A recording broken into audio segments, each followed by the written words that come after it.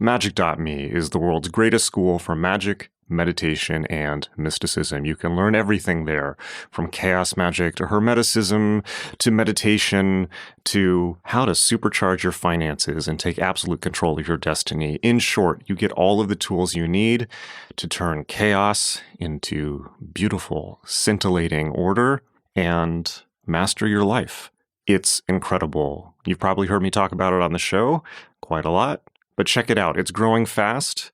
And I just want to say, if you're confused about where to start, because I have so many courses there, the Adept Initiative is the place to go. The Adept Initiative is the flagship course on magick.me, and it contains everything you need to know to master the most profound ancient techniques of changing your consciousness and the most modern and cutting-edge tools and systems for absolutely turning your life into a masterpiece. You are really going to dig it. Go check it out, and I will see you in class. It's magick.me, magick.me.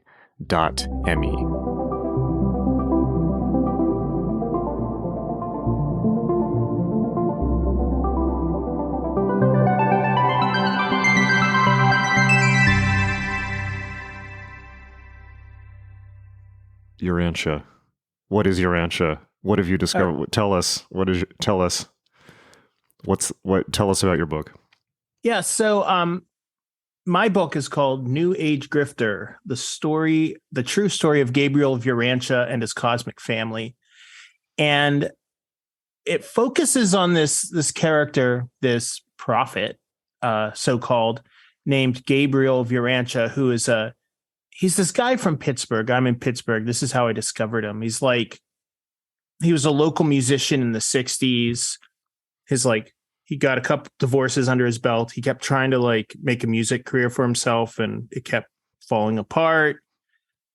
His daughter passed away tragically at the age of 7, and he started kind of hearing voices, but he was just could not get ahead in life. And then, as one does, he moved to Sedona and changed his name to Gabriel. And now he's got multiple wives and 100+ followers living in a compound and a radio station that plays his new age music 24/7. There seems like there's a couple steps missing there. I mean, Sedona, and then all of a sudden he's he goes from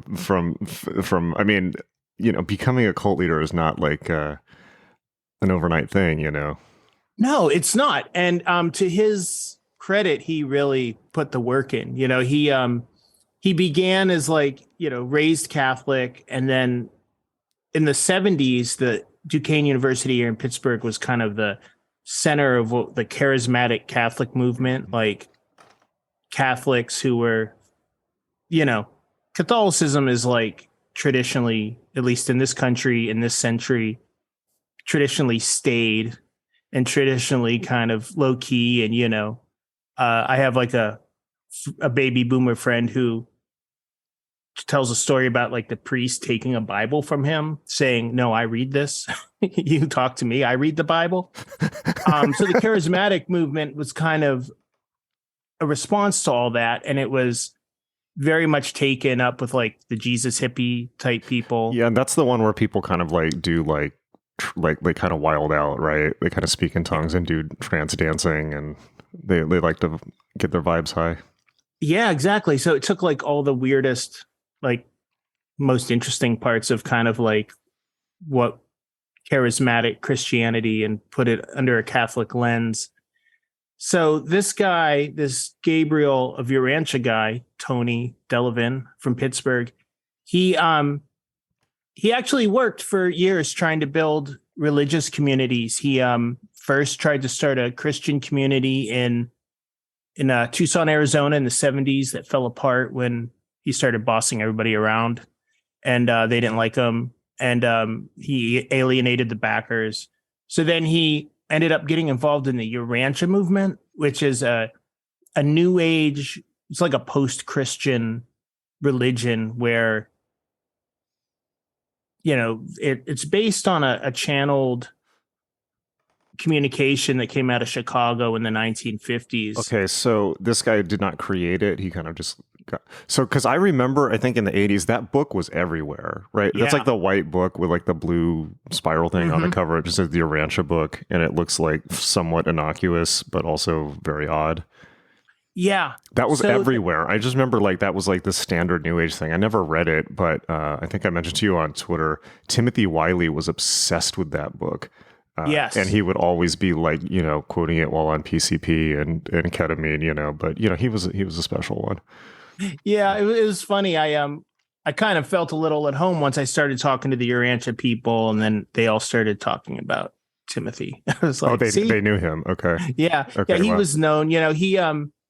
He went in his own direction. There's, he's got like a series of 5 books about talking to angels, and it's like based around like the Urantia book. The Urantia book, real quickly, it's a channeled, although they would not say it's channeled, either a channeled book or a hoax of a channeled book that came out of Chicago. This guy named William Sadler, who was a eugenicist and a part-time narc.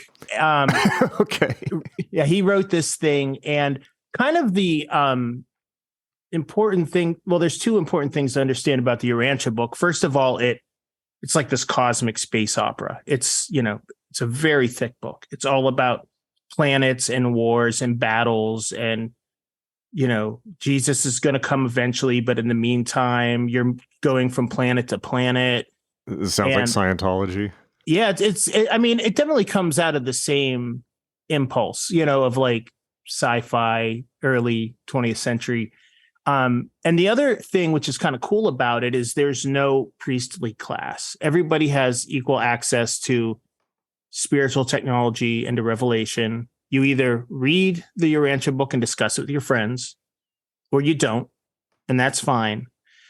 Which makes it really odd for a cult leader or a potential cult leader to look at it and go, I'm going to use this for my fascist spiritual system, which is what this Gabriel guy did. He was bumming around LA in the 80s, trying to get his recording career off the ground, and discovered the Urantia movement.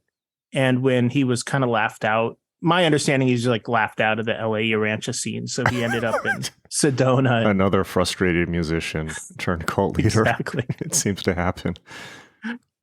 Yeah. So that's how he ended up in Sedona. And then the Sedona thing, it started out as a study group, and these cult leaders, they're usually like self-taught. They don't study. I mean, surely enough has been written that you could study it if you wanted to, but it all tends to be a, kind of an ad hoc thing. But he built up a small community, and as they started making more money, he started getting more desire for money, and now he lives in a, like I said, compound in a mansion. So this guy's still going? Yeah, he's got to be about 76 right now. He's had a lot of health problems, so he's going to be going any day, and that he's going to be dead any day. And it's going to be really interesting to see what happens to his little empire that he's built. He's amassed millions, if not $1 billion. Wow. Dollars. Yeah. Wow. Okay. I had no idea that this was that big.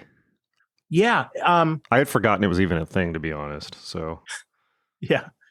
So that's Tony. And and I discovered this book or this movement. He's got a band, and it's called Tallius Van and the Bright and Morning Star Band. Cool. So there's like 2 ampersands. Cool. Okay. And it's really just kind of like generic, like fusion jam music, but he can't sing at all. He sounds this also like sounds like Scientology. Have you ever seen any of those like Scientology put out CDs of like Isaac Hayes and other people like doing and like singing, and like L. Ron Hubbard singing, and just this is like awful. Yeah, it's amazing. Chick Corea, I think. Yeah, exactly. Yeah, so he had this band, and I saw some friend of mine came over. He's like, you got to see this band, this Tallius Van song. You should Google. It's called Energy Master. It's like 11 minutes long, and I just made fun of it on the internet, and an ex-member of the cult found me and was like, if you haven't seen half of it. And then that took me down into a rabbit hole in 2016 that I've never quite escaped from. Okay. Yeah. So basically you were looking at this one branch of the cult, but it sounds like it got pretty dark as you were looking further and further into it. Well, doing a story about people who have, as funny or as weird or as peculiar as, a cult is, it's also like organized, mechanized trauma factory. Mm-hmm. And when you're dealing with people who were in a cult, it takes a while to get to know them. And it's not like without casting aspersions, it's not like the most like healthiest like group of people, just because they're all dealing with extreme trauma. And so when I started, it was kind of like a joke, not a joke, but it was like, here's these strange people doing these strange things. And yes, they're spying on each other, and they're, working for free, and all the money's going to the leader. Mm-hmm. And, eventually you start hearing about, especially in the early days, there wasn't much supervision of the kids, essentially because the kids can't work. They're not making money. So they're kind of warehoused, and some of the caregivers, it seems, and some of the kids were abusive. And so there was sexual abuse going on. There was like poor medical care, people not getting adequate medical care, people not getting just enough food to eat. And to this day, their educational system is, so it's not they're not learning how to read or spell or. Yeah, that sounds like Scientology also. Do math. Yeah, it's very Scientology like. And it's, the guy's daughter, who since escaped, said that when she was little, she was at like a flea market, and she saw some Scientology DVDs. So she was like, Scientology, I think I heard my dad talking about that. So she was all proud. She brought him home, and he was like, you can't have these. And like, he took them away, and she would catch him at night, like watching Scientology DVDs when he thought everybody was asleep. That's the thing. I'm sure you've had the same experience, but this always really disturbs me, actually, because I think we're similar in the regard that like we've both spent a lot of time in this kind of journalistic fashion investigating kind of like wacky stuff and like occult things and fringe things. And it's like, you always like come at it from, I don't mean you specifically, but myself or, anyone who's kind of doing it from this cultural perspective is like coming at it from this like meta or arch perspective of like, wow, look at this crazy thing. Like kind of like approaching it like outsider art. Yeah. Yeah. And then there's always the moment when you're actually hanging out with people where it's like, oh, like, no, they actually believe this. That moment always disturbs me still. It's like, wait, you don't even like have slight distance from this? It's like, no, people like absolutely believe. And it could be anything, Like I've met people who like 100% believe everything that Crowley wrote. It's like, he actually is the prophet. It's like, are you sure about that? I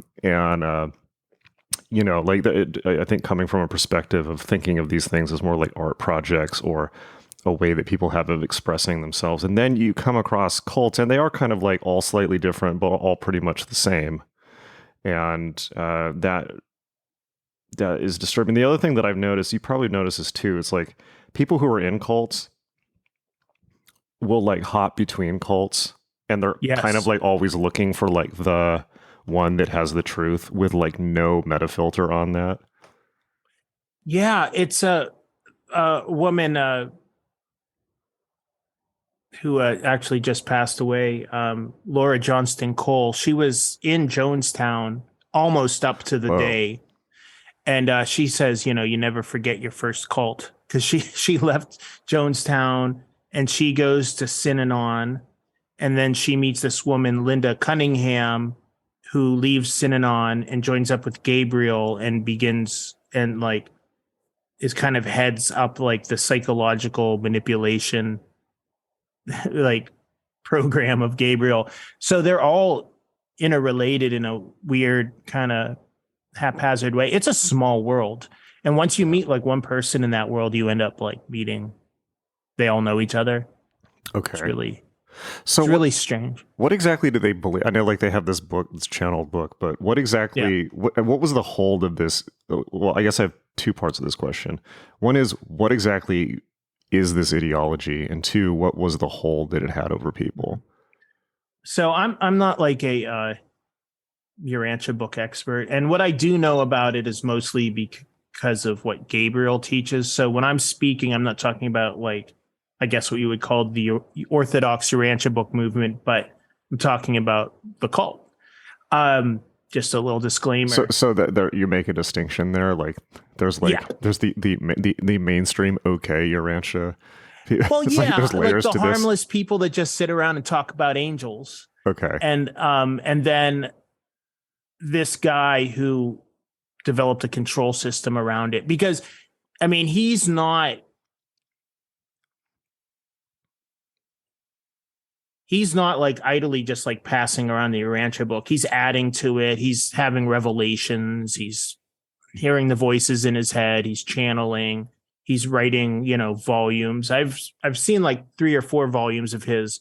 So it's really hard, like, where Urantia book begins and where Gabriel ends. But Gabriel's basic idea is that him and his cosmic family, he calls them, he calls his cult the Global Community Communications Alliance, which is like, I know, like the most ridiculous.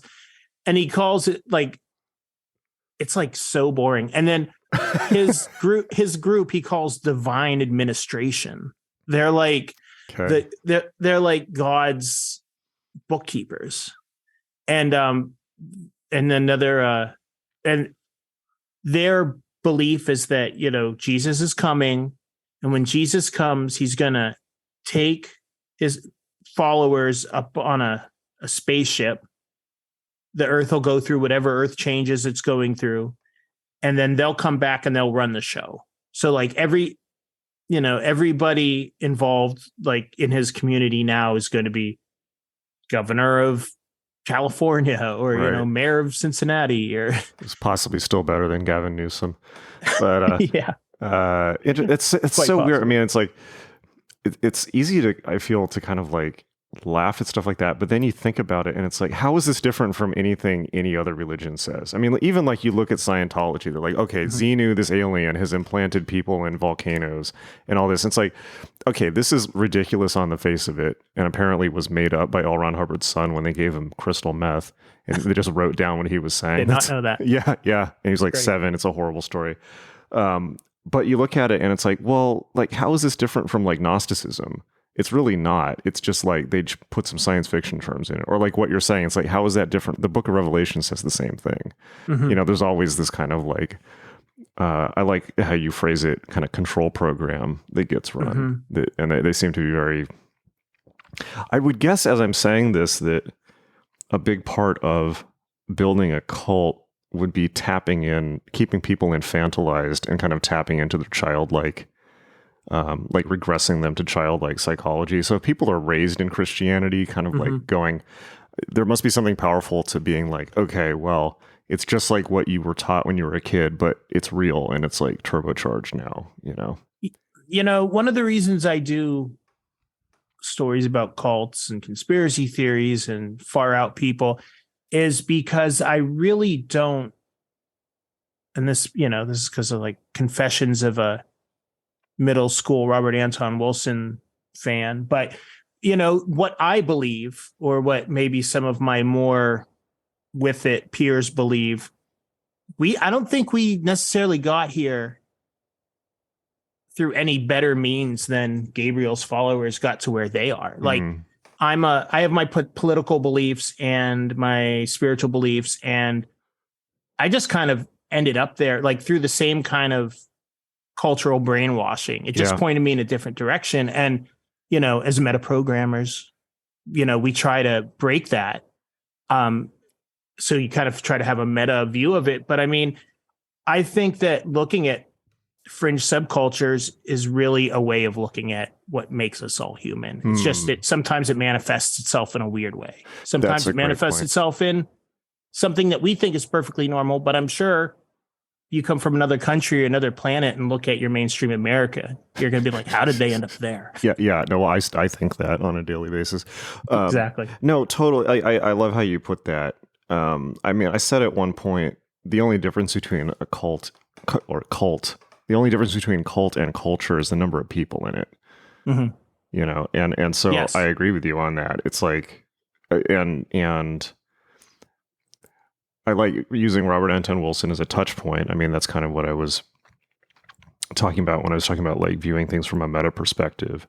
Ideally, if you kind of investigate all this crazy stuff, you can begin to, hopefully see that all the stuff that you believe is just as silly. But a lot of people go from that to, well, they need the truth now. You know, they're uncomfortable to dwell in maybe logic. Yeah, and part of the reason I went on to that, and I'll just kind of put a fine point on that by saying that when I explore these subjects, you know, sometimes they're fun or funny, but I'm really not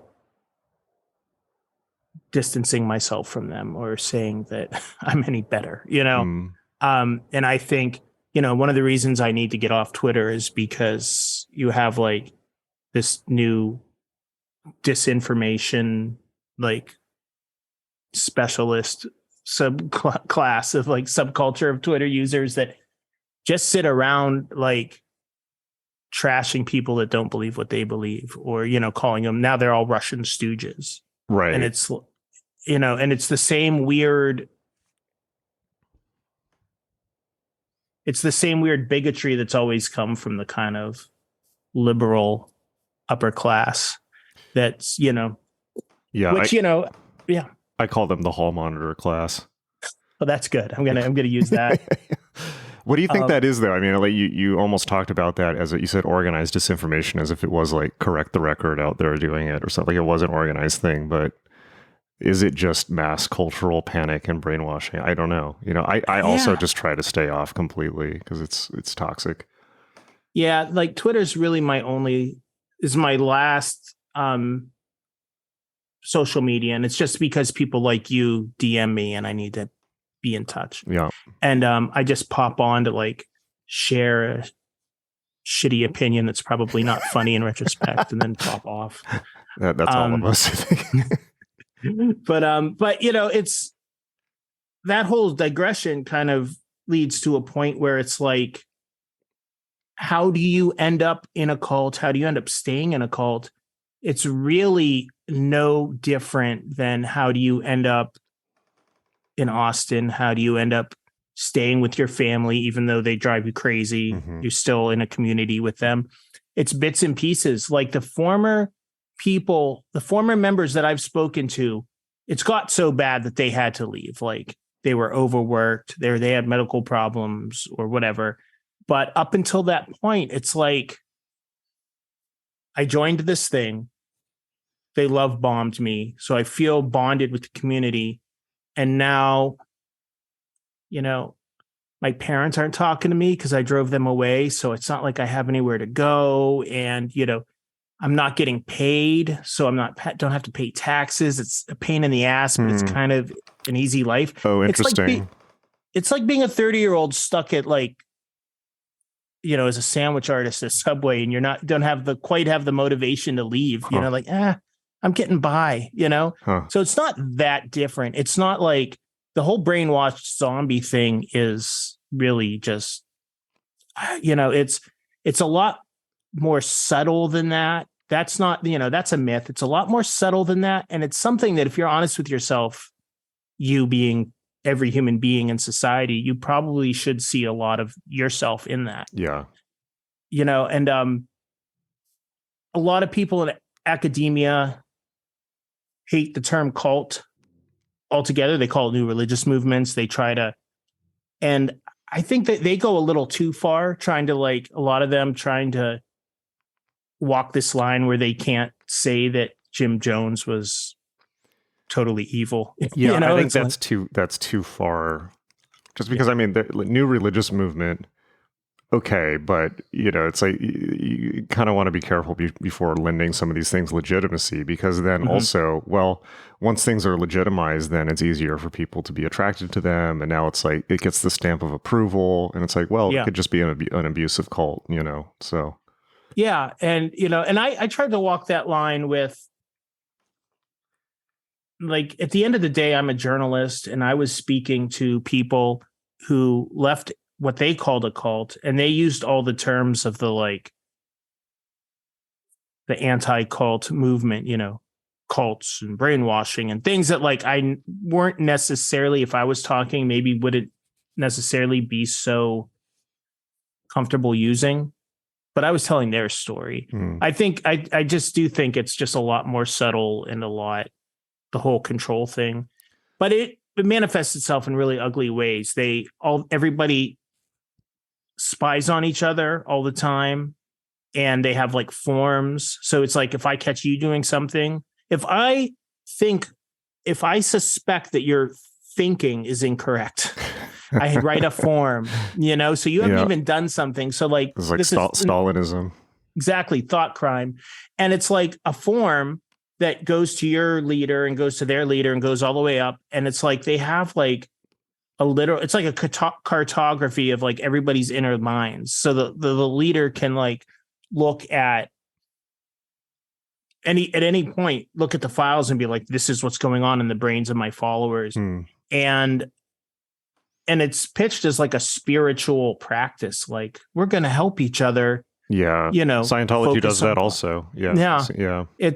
And the thing about that was the most disappointing about this this book was that I was hoping that there was some spiritual technology there or something, like as fallible as it is, you can look at an e-meter and be like, I know what they're doing with this. I wouldn't mind getting one and playing around with it.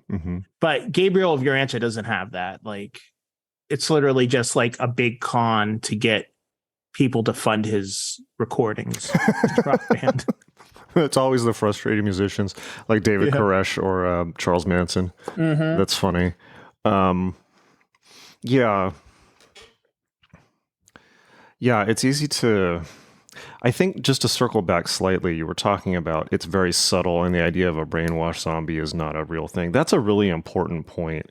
The thing about cults is people never think they're in a cult until they realize they are, right? And it's like, as you know, it's like cults usually target very highly educated people, like people with master's degrees. And, it's like, this is actually a point that George Orwell made at one point, that totalitarianism, the easiest marks of totalitarianism are always the educated class. Like the kind of like people who are the hall monitor class on Twitter, where it's like they feel, if you want to make it political, it's like, even if you just look at that kind of like hall monitor class on Twitter, it's like these people on some level feel bought into the system. They feel that they are in charge of policing it and upholding it, which is total nonsense, of course. It's like nobody cares about them, but they're like the useful idiots of the system. And when people feel, it's like when people have enough class arrogance, I think, at least in a political context, to think that the system serves them when it clearly does not, those are the people that are the easiest marks. And I think that there's that applies also to cults. And one of the things that cults do also is like, there's a lot of people who just have a frustrated sense of significance, particularly educated people who feel like, they want to be the hero of the story or they want the community. And then that becomes an avenue for it. So that's very insidious. And I think that people I think when they have a self-image that they're intelligent, educated people, they've let their guard down in a way. Yeah. And, it is part of manipulation is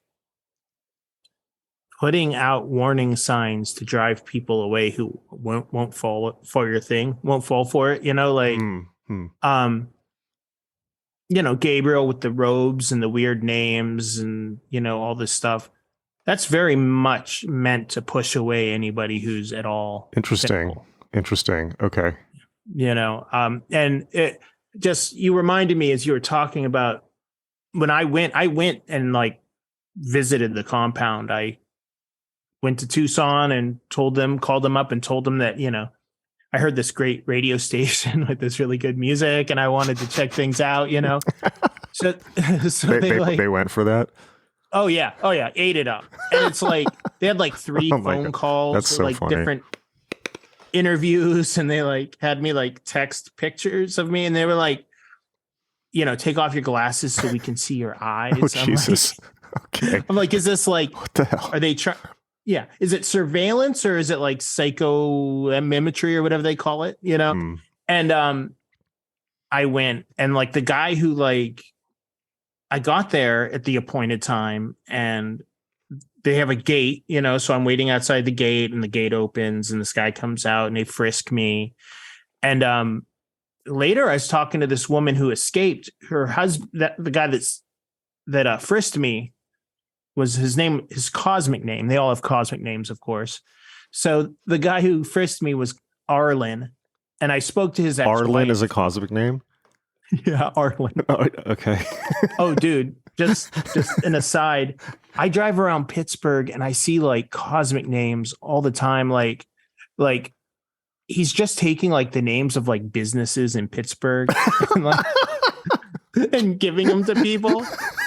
It's like Centria was the name of like one of the women, like the one woman who's in charge, and I'm like driving Jesus. And there's some like pharmaceutical company, Centria. Wow.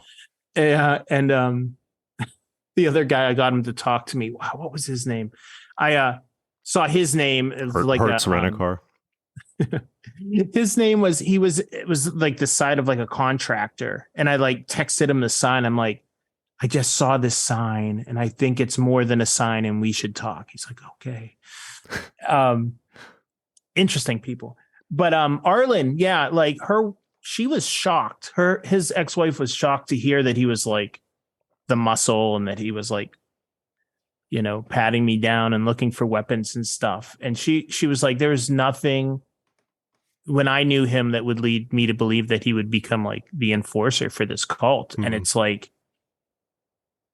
he finally got some, I think he was a frustrated enforcer and somebody finally saw that and gave it to him, Okay. He couldn't hack it in the real world, but in the cult, he could be a bully. No, that's the thing. I mean, particularly, even we could get into the, obvious things like the Milgram experiment, but I think that's the thing, even like with the frustrated musician thing. It's like, if you can't make it in, but it's also true of any subculture. If you can't make it in culture, well, maybe you can become a big deal in a subculture.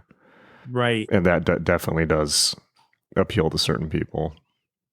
Oh, for sure. I mean, everybody, and it's all a matter of like when they get you. Like,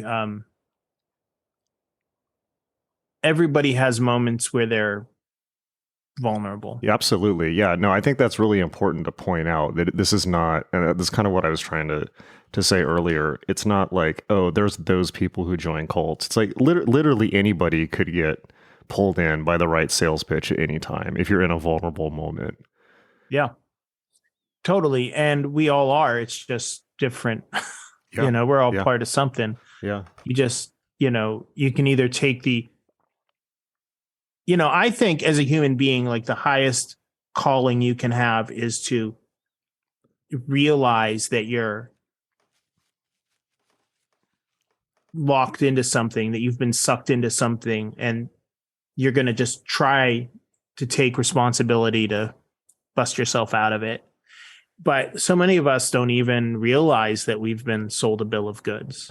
I think that's why what you were saying about kind of looking at cults as a way of understanding the human experience is so important, particularly now. And one of the things about talking about cults now that makes it even dicier than the 60s or 70s or something like that is that, of course, corporate America has now taken all of those techniques and applied it to the workplace. Mm-hmm. I don't know if you've had jobs like this where you go in and it's like you have to do all the corporate rituals and there's all this stuff, kind of like loyalty tests, and it's not mm-hmm. the number one is it's not a job, it's your family. It's like, we're all family here. It's like, no, we're fucking not. Just let me do my job, collect my check, and go home. But no, you have to be part of the family. So there's just this blur or drift between control, like systems of control, as Burroughs would have put it. It all kind of blurs together. And America is very cult-like. And of course, like one of my friends said, it's like America is an MLM scheme, from top to bottom. And it's like, who was it? It was like one of these ridiculous senators. It was either Marjorie Taylor Greene or Kristen Sinema, or one of these people was like literally an MLM person. Really? I may not be remembering. It's somebody like that. But it's like, And now it's even more, it's more, so much more painful to talk about because we have this like cult-like system of politics now, whether it's like Trump and QAnon or the kind of Twitter hall monitors where it's like everyone is clinging to irrational beliefs violently at this point because they don't know what to do because everything is so confusing. I don't know. Like what really drives me nuts, and living in Western Pennsylvania, I have and doing the kind of work that I do, I have the privilege of hanging out with a lot of militia people, and okay, QAnon and anti-vaxxers, and like, at least you know where you stand with those people. Yeah. Like, yeah. it's really, there's nothing worse for me as a human being than to be talking to somebody I agree with on 90% of the things, but they latch onto it with such a messianic fervor. It's not because they've thought it through. It's not because anybody else is allowed to have an opinion. It's because it's like, I believe in science, it's like science is, what I think or what I say science is. Right. Drives me nuts. Yeah, that also drives me nuts. It's all a cult. Yeah, and that's very disturbing to me. I mean, I'm kind of laughing about it, but like I definitely have had these kind of like vertiginous moments where I'm just like, what is not, and it's not in like a cool guy like I read Robert Anton Wilson and Burroughs way. It's like in this distraught way of like, what do, like, is literally everything I believe bullshit potentially. I had one of these experiences. There's this guy I want to have on the podcast named Stephen Novella, who's one of these super hard-headed rationalist guys. Oh yeah, and he did this audio series on the great courses called Your Deceptive Mind, which I recommend for every human being, where he just goes through and systematically demolishes every single cognitive bias and like just wrecks like irrevocably every single possible mystic or occult belief you could possibly have, and shows you how like your mind is deceiving you all day long, and how people who understand that can prey on that. Yes, and your cognitive biases and your what's that one, confirmation fallacy and things like that, and how easy that is. And it never ceases to astound me how easy it is for not just certain people, but everyone to be like suckered in by that at any point. It could be a cult leader saying like, oh, look, there, the angel numbers appeared right when I said they would, it's like, well, okay, like it's 11:11, so that means I'm the Messiah. Or it could just be more subtle, like the tricks the media or jobs play.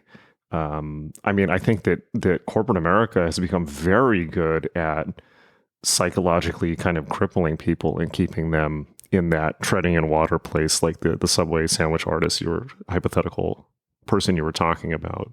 Yeah. I'm doing most of my work right now is about the predator catcher community. Are you familiar with this weird subculture? There's a subculture. It's basically like DIY to catch a predator. Oh, Jesus. It's a subculture. What could go wrong? Oh, I know. And it's a subculture of people who go on Grindr, pretend they're underage. No, pretend they're adults. And then once they start talking to you, they throw in, oh, by the way, I'm 14, and hope you don't notice it. And then when you make a date to hook up or whatever, cameras, and they blast your, they video you, they put it on YouTube, they dox you, they're selling merch, they have Patreons. I mean, they're influencers. They're full on influencers. What leads somebody to become that? I don't know, man. It's such a bizarre thing to do with your life. It's like, well, the ones that I've met are literally like I was just reminded with the Subway sandwich artist, example, because it was like, they're literally like the two I hung out with recently. They're in Erie, so fading Rust Belt town in Northwest Pennsylvania, can't get steady jobs, have nothing better to do but watch YouTube videos all day. And that's how they educate themselves. And like have no idea that like what they're doing is crazy or dangerous. I've spoken to victims of these people who, and once somebody says you're a pedophile, there's no way you can, you can't have a job. Yeah. Even though like you can't even defend somebody. You can't even say maybe we should wait for all the facts because then you're a pedophile friend or whatever. And it's like, that's such a dangerous thing. Yeah, I don't know how we got on this, but it's like, Well, England used to be like that in the 90s. You probably remember, and it's like all the, like, there was like this famous case in England where this whole like rage mob, I think like literally attacked and possibly burned down the house of a guy that they thought was a pedophile, but he was a pediatrician. And they just misread the word pediatrician and thought it was pedophile. So, yeah, like that happened in like 98 or something like that. Wow. So it's like, the madness of crowds. Yeah. And it's, I hate this, like, this tendency, Stephen Hassan, who is like a cult expert, he wrote a book, The Cult of Trump, how anybody who voted for Trump is in a dangerous cult. And like, that's a bit of a broad sweeping statement. It is. And it's like somebody that has a framework for understanding reality that goes and tries to apply it to anything that'll sell a book. And, so I think it's very dangerous to use the term cult. I'm saying this because I was just about to say everything's a cult. I don't think everything is a cult. I don't know. I might, families in a sense are cults as well, but, yeah. I think the dynamics I would just say the cult dynamics are in every aspect of human interaction. It's just the cult is it's the same reason Colin Wilson wrote about serial killers. He was like using an extreme example to point at something that, has some sort of universal application as far as like abnormal psychology is psychology, I never read that book, but I know what you're talking about. Yeah, he got there through writing about like Abraham Maslow, Okay. So it's like, who famously did not want to talk to people who were mentally ill. He only wanted to study the healthy ones. Yeah, who's healthy though? I mean, what are your criteria? Well, yeah, exactly. Maslow wasn't apparently. Really? Well, I mean, I can't remember any good stories, but I think he was a little narcissistic or something. Yeah. And then Abby Hoffman, a lot of his philosophy came from taking Maslow's class and I think dating Maslow's daughter. Really? Sure. Yeah. At Brandeis. Yeah. It's a small world. Small world. Huh. Indeed. So it sounds like, it's kind of like, when we were talking about this on Twitter, I tweeted, your book sounds hilarious, but then I thought, maybe that's a little offensive because it sounded like also like there's some serious damage done by this group, and there's like, it's always easy to forget. It's like this is like people's actual lives, Yeah, and it was interesting because it took me a while to get there. It's like, as a journalist, you talk to somebody for 2 years, and then they're like, "Oh, by the way, I was sexually abused," and you're like, kind of burying the lead here. Yeah. Although I understand why it would take that long to go into that. Like, I'm not criticizing, but it's kind of like you really have to stick with a story for a long time to know what it really is. And the media now doesn't afford you that time. Like the fact that this was all self-funded. Before I did the book, I did an 8-part podcast that I think 30 people have heard. The so-called Prophet from Pittsburgh. You guys can Google it after you listen to this. So, I literally I started talking to these guys in 2016. Podcast came out in 2019. I did the majority of the reporting in 2019. The podcast came out in 2020, and then the book came out in 2021. It seems to me like the media definitely gives nothing time. And then there's always the Dunning-Kruger effect, where everything they do seems wrong. But podcasts, I think, have afforded the ability for people to really get into some of these stories. And I don't know if you've seen this, but there's one, Leah Remini and Mike Rinder, who used to be the head of communications with Scientology. Have you heard that podcast that they do? No, I haven't. I recommend it. It's funny, right before my unceremonious exit from The Verge, I was talking to Mike Rinder and pitching them a Scientology story. And they were like, Scientology, that's old news. We just can't imagine anybody being interested in this. Really? In 2014. Yeah. And then Leah left. And it was bizarre and You know, frustrating. I used to live right next to the big blue Scientology building in LA Yeah. for like 4 years, four or 5 years. And when I say I would open my front door and it was right across the street, and there were like people walking around in Nazi uniforms practically. Very, Wow. very, yeah. And it was interesting seeing it up close because everything was in disrepair. I mean, LA is full of all these Scientology buildings, but there's nobody in them. It's basically a facade. And the people that are in, it's a real estate scam. And the people that are in it, a lot of times are basically human trafficked. I mean, there's like tons of people from Thailand and they just hang on to their passports. Yeah. And it's grim. And I remember like, I'm sure you've heard the story, like the Sea Org, when you sign up for 1,000,000 years, they pay you something like 60 cents an hour and you have to buy your own toilet paper. And so there was somebody had like families of ex-Scientology members had bought like an old barber shop, like single storefront right across from this big blue center and put an anonymous mask in it and then just put a sign. They bought it just to put this sign. And it just said, they put it was literally just an empty storefront. And in the window was an anonymous mask and a sign that said, call 800 whatever to blow, which is Scientology terminology for leaving the cult. And then they just had a roll of toilet paper and they said, one free roll of toilet paper for if you. And it's just like amazing. It was clearly paid, and it was paid for by families of people who had lost their kids or parents or whatever to Scientology. It's just very, very grim. It's like that's the thing. It's like all these cults often seem, and I don't know generally the kind of background of the people in the cult you're talking about, but with Scientology, it's like they get to the point where they're just like driving out to these like meth desert towns and just picking up just drug zombies off the street and kind of indoctrinating them. It's just human tragedy. Yeah, that's the one thing about the Gabriel of Urantia cult. It's they haven't gotten to that industrial level of just grabbing anybody. I mean, they definitely were not interested in me. It's funny. I was there for about 5 hours. It was like a 4-hour church service. I get let in, and first they're like, church service is $40. And if you want lunch, it's another 10. I'm like, all right. Okay. So you give them $50. And the whole time it's like, people keep coming up and starting conversations, but it's obvious they're like pumping you for information. And, journalists, you ask questions. They're really good at deflecting the questions. And then they put me in, they're like, oh, come over here, have a seat. It's time for church. And they like put me in a chair.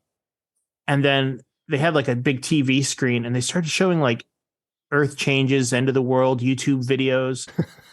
And they're like, oh, this is the alternative news segment to counteract the news, And I'm like, but your people aren't allowed to watch TV. So like, what is there to counteract? Like, you're just scaring the hell out of them. Right. So the only TV they get to watch all week is like Nibiru and Earth changes. And then they showed like a video of Gabriel like complaining about other conspiracy theorists and comparing them to like Johnny Carson and Ed McMahon. I'm like, none of these people were alive when, why is that even a bad thing? Yeah. And then they moved me to another chair. So like I think this was some like lame NLP power move to like move me around. And I'm sitting right in front of the Gabriel. He's on stage. I'm there. And like everybody's like at attention, and I'm trying to stay awake because it's so boring. And his like kids are all kind of like, he's got like 3-4 kids and they're all married. And like the kids and their partners are like sitting there, like kind of bored, like playing with their cell phones. And this goes on for like 5 hours. Oh, Jesus. Oh, it was awful. And then at the end, they kind of like rushed me through lunch and got rid of me. And I was like, I felt so bad. I was like, am I not cult worthy? Why didn't they try to, why didn't... Do you think that's what they wanted you to think? I don't know. I just felt like a loser. It was funny. Like, obviously you don't want to be accepted by those people. I felt like a bad journalist. And then 2 years later, somebody escapes who was part of their security. He's like, no, we figured out that you were a journalist halfway through. Oh, interesting. You talked to them. Yeah. I was like, oh, thank God. Yes, Was it you felt rejected? Yeah, it wasn't personal. Oh no. But, That's insane. Yeah, the reason I bring up the what was Mike Rinder like, by the way, the brief amount you talked with him? he was very to the point and very just kind of gruff and not, just like standoffish and rude. Like, I called him at his house, and it was before he was really doing any press. He's just like stressed out because he's undergoing serious harassment. Yeah. The Louis Theroux video about Scientology that was on HBO. Mm-hmm. I like the way he did that. That's basically what I wanted to do. I wanted to, going back to this idea of like spiritual technology, I wanted to understand what goes on in people's brains, why they stick with this, what there is actually useful. Like, what could you, and whatever's actually useful is probably just like, a ridiculous version of hypnotherapy or something. But, I just wanted to understand that. And, getting into Gabriel, I wanted to understand that. And I just don't, it just does not seem to be like there's anything, there's no there. Right. Yeah. I mean, that's always been my interest in cults. And I've joined tons of cults, but I'm always going, I wouldn't necessarily say as a journalist, because I'm not there to write a story, but I'm just there to pilfer their material and look for the stuff that works and pull it out and put it into my own kind of like patchwork collage of reality shifting techniques. Mm-hmm. But and sometimes there are really interesting things, and sometimes it's just literally somebody's force of personality, and that's unfortunate. The Mike Rinder podcast is really interesting to listen to, though, because it's basically, it's these two people who are like in their, I think, 50s. Leah Remini, I think maybe is in her 40s. Mike Rinder's at least in his 50s. And it's very humbling to listen to, because you're listening to like people who like have admitted like we wasted our lives on a lie. There's nothing there. There is no redeeming value. We spent our entire adult lives, that for all we know is our only chance to exist as human beings, on this bullshit. And they've admitted that. And it's like with Mike Rinder, it's like, well, okay, I get that, but you also were like the attack bulldog for this organization for a long time and probably fucked a lot of people's lives up. Yeah. So I feel like he has some like penance to do there, or he feels that. But it is interesting to listen to. And that's another thing that I've listened to where I've kind of got that vertiginous feeling where it's like, what, and you can imagine for somebody like me that kind of like delves into the things that I do, it can be like, okay, like where I always have to be very on point about where might I be slipping into taking something a little bit more seriously than I should. That's always in danger. Could you explain that a little bit? I'm not sure. Well, obviously, like I write about and teach occult stuff, right? So that's obviously a very fine line to walk. Mm-hmm. And I've gone to great lengths to not set myself up as a cult leader. And the number one way that I do that is by never interacting with people in person. Mm-hmm. It's all just like videos. I don't collect a following. I don't even leave my house. And that's constructed that way intentionally. Because my observation of cult dynamics also is, it may not even be the leader driving. It's like you kind of like surround yourselves with people like that, and they will project that onto you. So that I think is dangerous. But even just like, like even with like occult stuff, or like you say, like spiritual technologies, it's like, it's still easy to believe bullshit. Mm-hmm. And that's dangerous, Yeah. My kind of spiritual path has been interesting because like when I happened into journalism late in life, I could have put all that away, all the spiritual side away. Like I needed I think at the time I wouldn't have known how to say it, but I think I needed to just exist in the material world for a while, and then later synthesize it. And I honestly feel now, although this wasn't my intention, I'm not this clever. Again, Robert Anton Wilson talks about, he feels like he didn't lose his mind because he had a training in engineering and, could think through these things logically. I think coming back to magic and mysticism and applying a journalistic lens to it has been very valuable. And, you know, some of the best stuff I've read has been anthropology and sociology looks at like what happens to someone when they get involved with magic, you know. Say more about that. Well, you know, just T.M. Lerman, are you familiar with her? She sounds vaguely familiar. Yeah, she did a pop book recently about like pop psych book about like what happens when how people go from not hearing the voice of God to hearing the voice of God. Was and Tanya Lerman? Tanya, yeah. She wrote a book called The Witch's Craft or something. It's you know, she basically, and there's another one the name of which is escaping me. It's out in Rutledge, and it was somebody's like PhD dissertation, and was literally like started going to tarot readers, then started like reading tarot, and then going to covens, and kind of like came up with like a psychological or anthropological model of what happens. And I think it's possible to like take that seriously.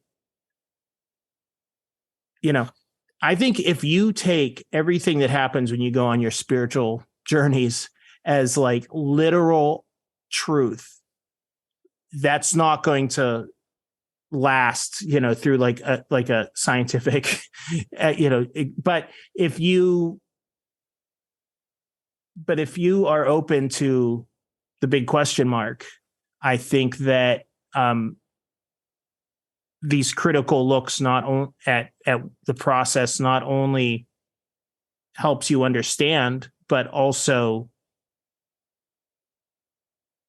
can help you be more effective. You know, like I just think about like my journals, you know, it's all like I've been doing some like low key Enochian stuff. Just oh boy. It's all very new for me. And you know, and it's really like blown open my imagination. And but you know, and it's like I'm seeing things and hearing things, and it's like I'm also pinpointing like, you know, this is similar to like something I saw in an episode of Friends last week, you know. It's like the stuff that I'm putting into my mind is not all high-minded. It's not literary references that, you know, if I went to Oxford, you know. So I'm kind of like trying to look at my inner development through like a journalistic lens. That's interesting. Yeah, I and I would have loved to do that with Gabriel of Urantia. Okay. But I think he kind of is just, I don't know. I'm open to the idea that he's did see his grandmother on a spaceship, his dead grandmother, and that he, you know, but it's hard. Like I finally, it took me years. I finally tracked down a cassette of him channeling, because like they, you know, lock and key, they record everything. It's really interesting. Speaking of brainwashing, the sound guy, the Gabriel's sound guy escaped, and I was talking to him, and his job was to record all these channeling sessions, and he was like, I think I escaped because I couldn't like go into trance because I had to like check the levels, and I had to make sure that everything, you know. And he was like, I was great. Doing something, and I just couldn't go. The bane of the frustrated musician, the sound guy. Yeah, that's funny. But you know, so it's like I think like that kept me one step removed. But so I finally tracked down a tape, and it's like the most ridiculous thing. It's like he's talking and like trying to talk in a deep voice, and he's got like a really high voice, and he's got a lisp. So he's trying to talk in this deep voice, but he still has this kind of like Elmer Fudd effect. And like you hear like paper rustling, and you hear like it's a cassette, so you hear like pause where he like had to like correct himself and stuff. And it's like there's nothing about it that seems at all like there's nothing about it that you would hear and go, oh, no wonder people thought he was channeling, whatever. But when you're in that room, everybody's chanting for 20 minutes, and they got all the incense, and the lights are low, and he's got reverb on his voice. And So when you listen to it out of context, it's like, what the hell is this? But in the moment, it's interesting. Yeah. Well, it's like, it's like watching like on YouTube, like the like like old 1980s videos of like how to be a witch, how to be a Wiccan or whatever. And it's you see, Do you remember Jack Chick tracks? Yes. Do you remember Dark Dungeons? Yes. Yeah. I always get this moment. Speaking of vertiginous moments, I will have a very disturbing moment. And I think possibly at times a life-saving moment is if I don't do this anymore, but when I was younger, it's like interacting with groups like this. And suddenly I would have this feeling dawn on me. It's like, I think I'm in a Jack Chick tract right now. And it's just like the worst feeling. It's remember that like that comics about like a Dungeons and Dragons group that turns into a Wiccan coven, and like the leader's like, I think it's time for you to learn real power, Debbie. It's like, yes, so I cast the mind spell on my dad to have him buy more Dungeons and Dragons manuals. Yes, your witch power is growing. It's so funny how all that satanic panic shit really just made D&D seem that much cooler when you're a kid, And it's like, and that's one of the things now. It's like, I'm so curious knowing what you do, like, have we reached the point in the culture or with culture where it's like too much, where it's not helpful anymore? Or interesting question. I mean, I find nearly all of it very cringe, but I've always had that frustration where it's like, what a culture and actual magic are like almost diametrically opposed. Yeah.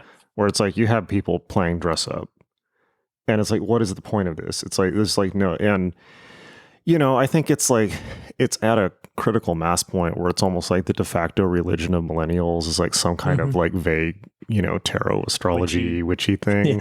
Yeah. And I think even more Zoomers, it's like, apparently somebody like hit me to show me some TikTok, Instagram, and it's like every Zoomer girl dresses like Stevie Nicks now, which is like, it's like, okay, this is unexpected, or maybe it was, I mean, I was saying this was going to happen in 2006, but, I read Generation Hex, man. Yeah, it turned out to be a little bit more on point than I expected. I was like, wait, it actually worked. Now what? Yeah. Now what exactly? I think, but I will say this, the caveat is like, I feel that people are no closer. It almost is like, that which is occult as in hidden is like perennially occult. It's like people are no closer with all of this stuff to tapping into any type of real experience, which is not hard to tap into. It just involves reading and effort, which is beyond most people. So, it's that simple. It's like right now, you mentioned we brought up D&D. It's like I'm on a huge role-playing game renaissance because I really feel like more evangelical. Well, this is so funny. I've gone from like magic as a gateway drug back into role-playing games. I'm very evangelical about games for adults right now because I feel like whether it's board games or role-playing games, it's such like a good and healthy thing to do, just to hang out with people and imagine together.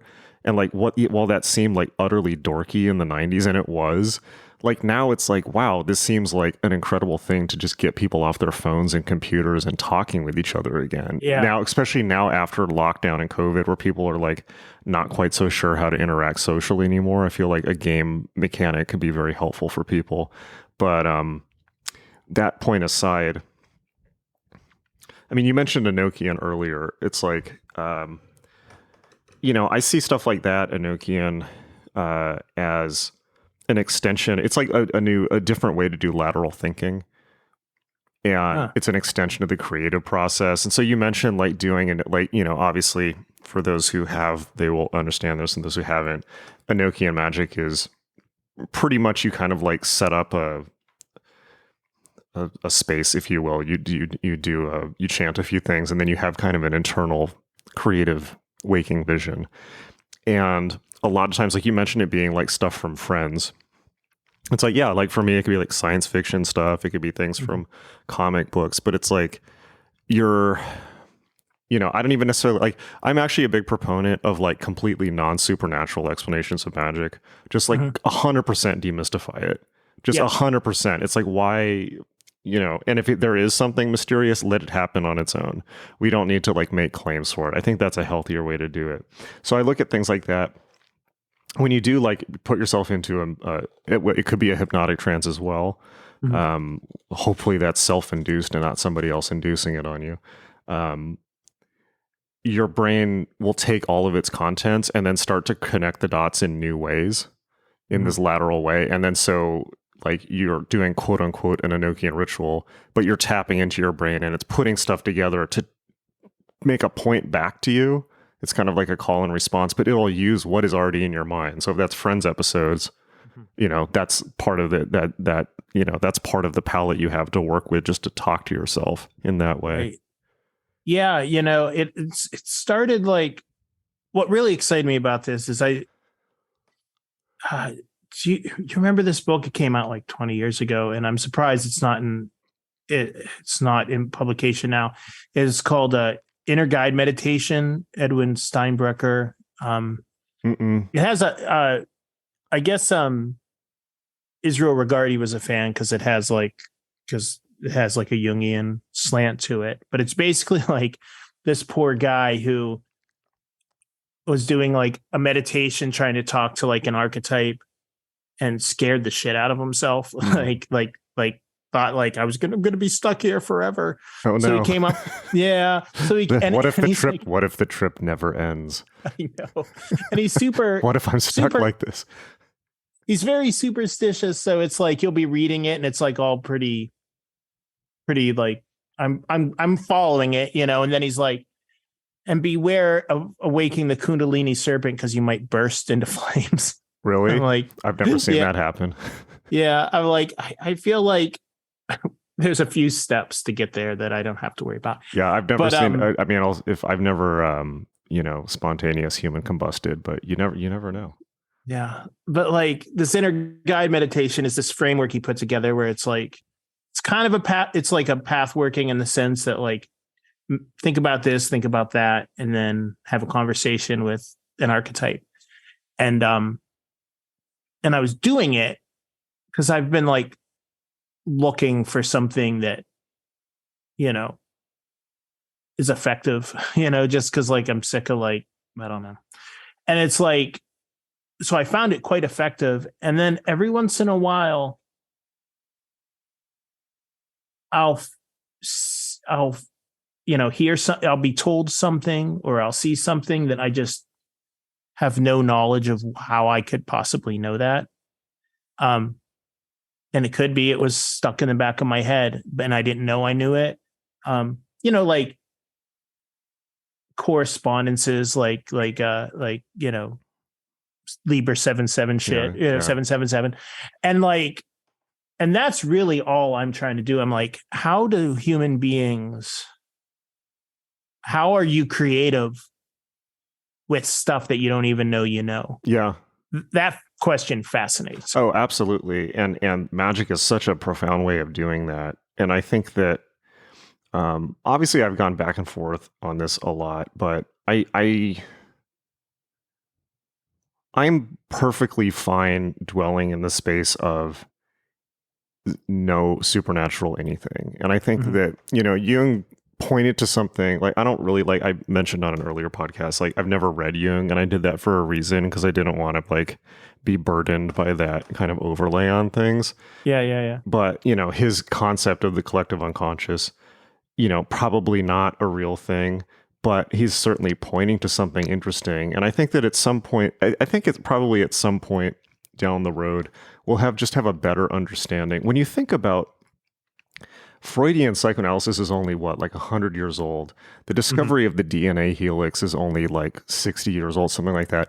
Like, I'm convinced that at some point, all of this stuff will just be perfectly common sense. For instance, we will understand something like, I don't know this obviously, but it will be something like, oh, it actually turns out that humans are kind of non-locally connected through their shared DNA or something like that. Yeah. And our DNA is talking, and we don't even, like, they've even shown DNA can emit light photons in certain conditions and things like this. And there's all this stuff going on that we're not aware of. And I'm also, And I think that there will just be rational explanations for this stuff. And for me, that's not disempowering, it's empowering. And I think that we're burdened by all this medieval terminology like magic. And I like the word magic because it gets attention and it's fun. It gets you vibed up to be interested in it. But we're kind of burdened by this old terminology for things that I think should just be common sense. And I also think that it is utterly irrational to completely throw out the spiritual side of human beings, because like the need for meaning is something that all human beings share. So I say like, okay, well, why don't we give people like my viewpoint is very simple. It's just like, I'm not a believer in religion. And in a lot of ways, I think that magic, one of the reasons why magic threatens religion so much is once you really understand it, you get to see how they're doing their trick. It's like you see how the rabbit is pulled out of the hat. It's like, okay, well, you're reading all these stories about people who went into trance and had visions. It's like, well, I can do that on any given Saturday. Why is that different from me? And yet when I do it, it's not necessarily real. So why is theirs real? And so I think that is threatening to religion, but I'm my attitude is always DIY punk attitude of just like do it yourself. Yeah. Here's tools to do it. I'm not going to tell anyone what to believe. I don't even know I don't know the truth. I don't know what reality is, but I have learned these tools for instance, getting into trance, having creative lateral thinking, dream work. All that stuff is fascinating, particularly for artists, but for anyone. I mean, like so many scientific discoveries have been made in states of consciousness like that. And it's certainly healthier than doing it with drugs. So, I'm very pragmatic about it. Yeah. I was having this conversation with a friend of mine who's a neuroscientist, and she's very, everything comes from the synapses. And I was like, but you can do these things and experience these states. Like, there's no denying that that's real. Don't you think that maybe like it's worthwhile to like discovering why they're useful or how they can be useful, or just the knowledge of like, if I put this into my brain, however, that will happen. I want to know what that is, and I'm sick of like hearing about it. I want to experience it. I'm getting my clinical hypnotherapy certification. Oh, nice. All the things one does when they're trying to not have to make money as a journalist. And yes. And it's like, I was the one day in the one class, I was like, we can't go any further until you convince me that I'm not wearing shoes, because you've been talking about this crazy quack like a duck stuff, but it's like, I need to experience it. Like, I need to like, and he's like, oh, okay. All right. So did he convince you that you didn't have shoes? Yeah. He did? He put me in trance, and I'm like, it was really interesting because it was like, I knew I had shoes on, but the desire to believe that I didn't and to play along was stronger. Yes. And I know if we hadn't been talking about it, if I'm not kind of a, very experienced going into the trance, if we weren't in a class, if I was just some guy they plucked off the street and put on stage or whatever, I'm sure I would have. But like that's it's more interesting to me that like the idea that he went in and somehow surgically or changed my perception, that's not particularly interesting to me. The idea that he created a state where I knew that he was full of shit, I didn't care, and it felt good not to care, like seems to be more profound. Yeah, I was thinking that as you were saying that. I mean, I think that really points to something about the cult dynamic and also the culture dynamic where, I'm not a believer in, I'm not a conspiracy theorist. I'm not a believer in victimology. And I think that people who get involved in cult, and the reason people get involved in cults is because they want to be. Yeah. Like it, period. And when people hear that, they think that means because I saw all this and I thought that you're seeing, and I thought it looked good, It's like, no, it's like 1,000 tiny little decisions that happen outside of conscious awareness in the context of maybe a bigger, more screwed up life. Yeah. And also the cult always has, or the group or culture always has they have a way to get high. And that could be hypnotherapy, it could be over breathing, it could be fasting or exhaustion, vegetarian diets. They all have them. Even Buddhism, even the most apparently innocuous one, even Christianity, those are and from a magical perspective, all of that is interesting because it's like, okay, great. Well, I want to take those outside of the cult control environment and use them myself to be self-directed into altered states of consciousness. But, but I think one of it's like you were talking about listening to tapes of this guy and they were just utterly boring when they were taken out of context. But such a big part of hypnosis and cult stuff and ritual is creating the set and setting around the person so that they want to believe. And so they do at least probably usually more than half of the work of putting themselves there because they're trying to follow along and they don't want to let the group down or something like that by not doing it. It's the kind of Masonic or, the degree system of something like the Golden Dawn, especially in the time, back in the day when you couldn't Google all the secrets or, buy them at a bookstore. Is there something do you think that as somebody who's never been through that, it sounds to me like that can kind of use the culty dynamic to convey spiritual teaching, but is it really that way? Or do you think that it's a different course altogether?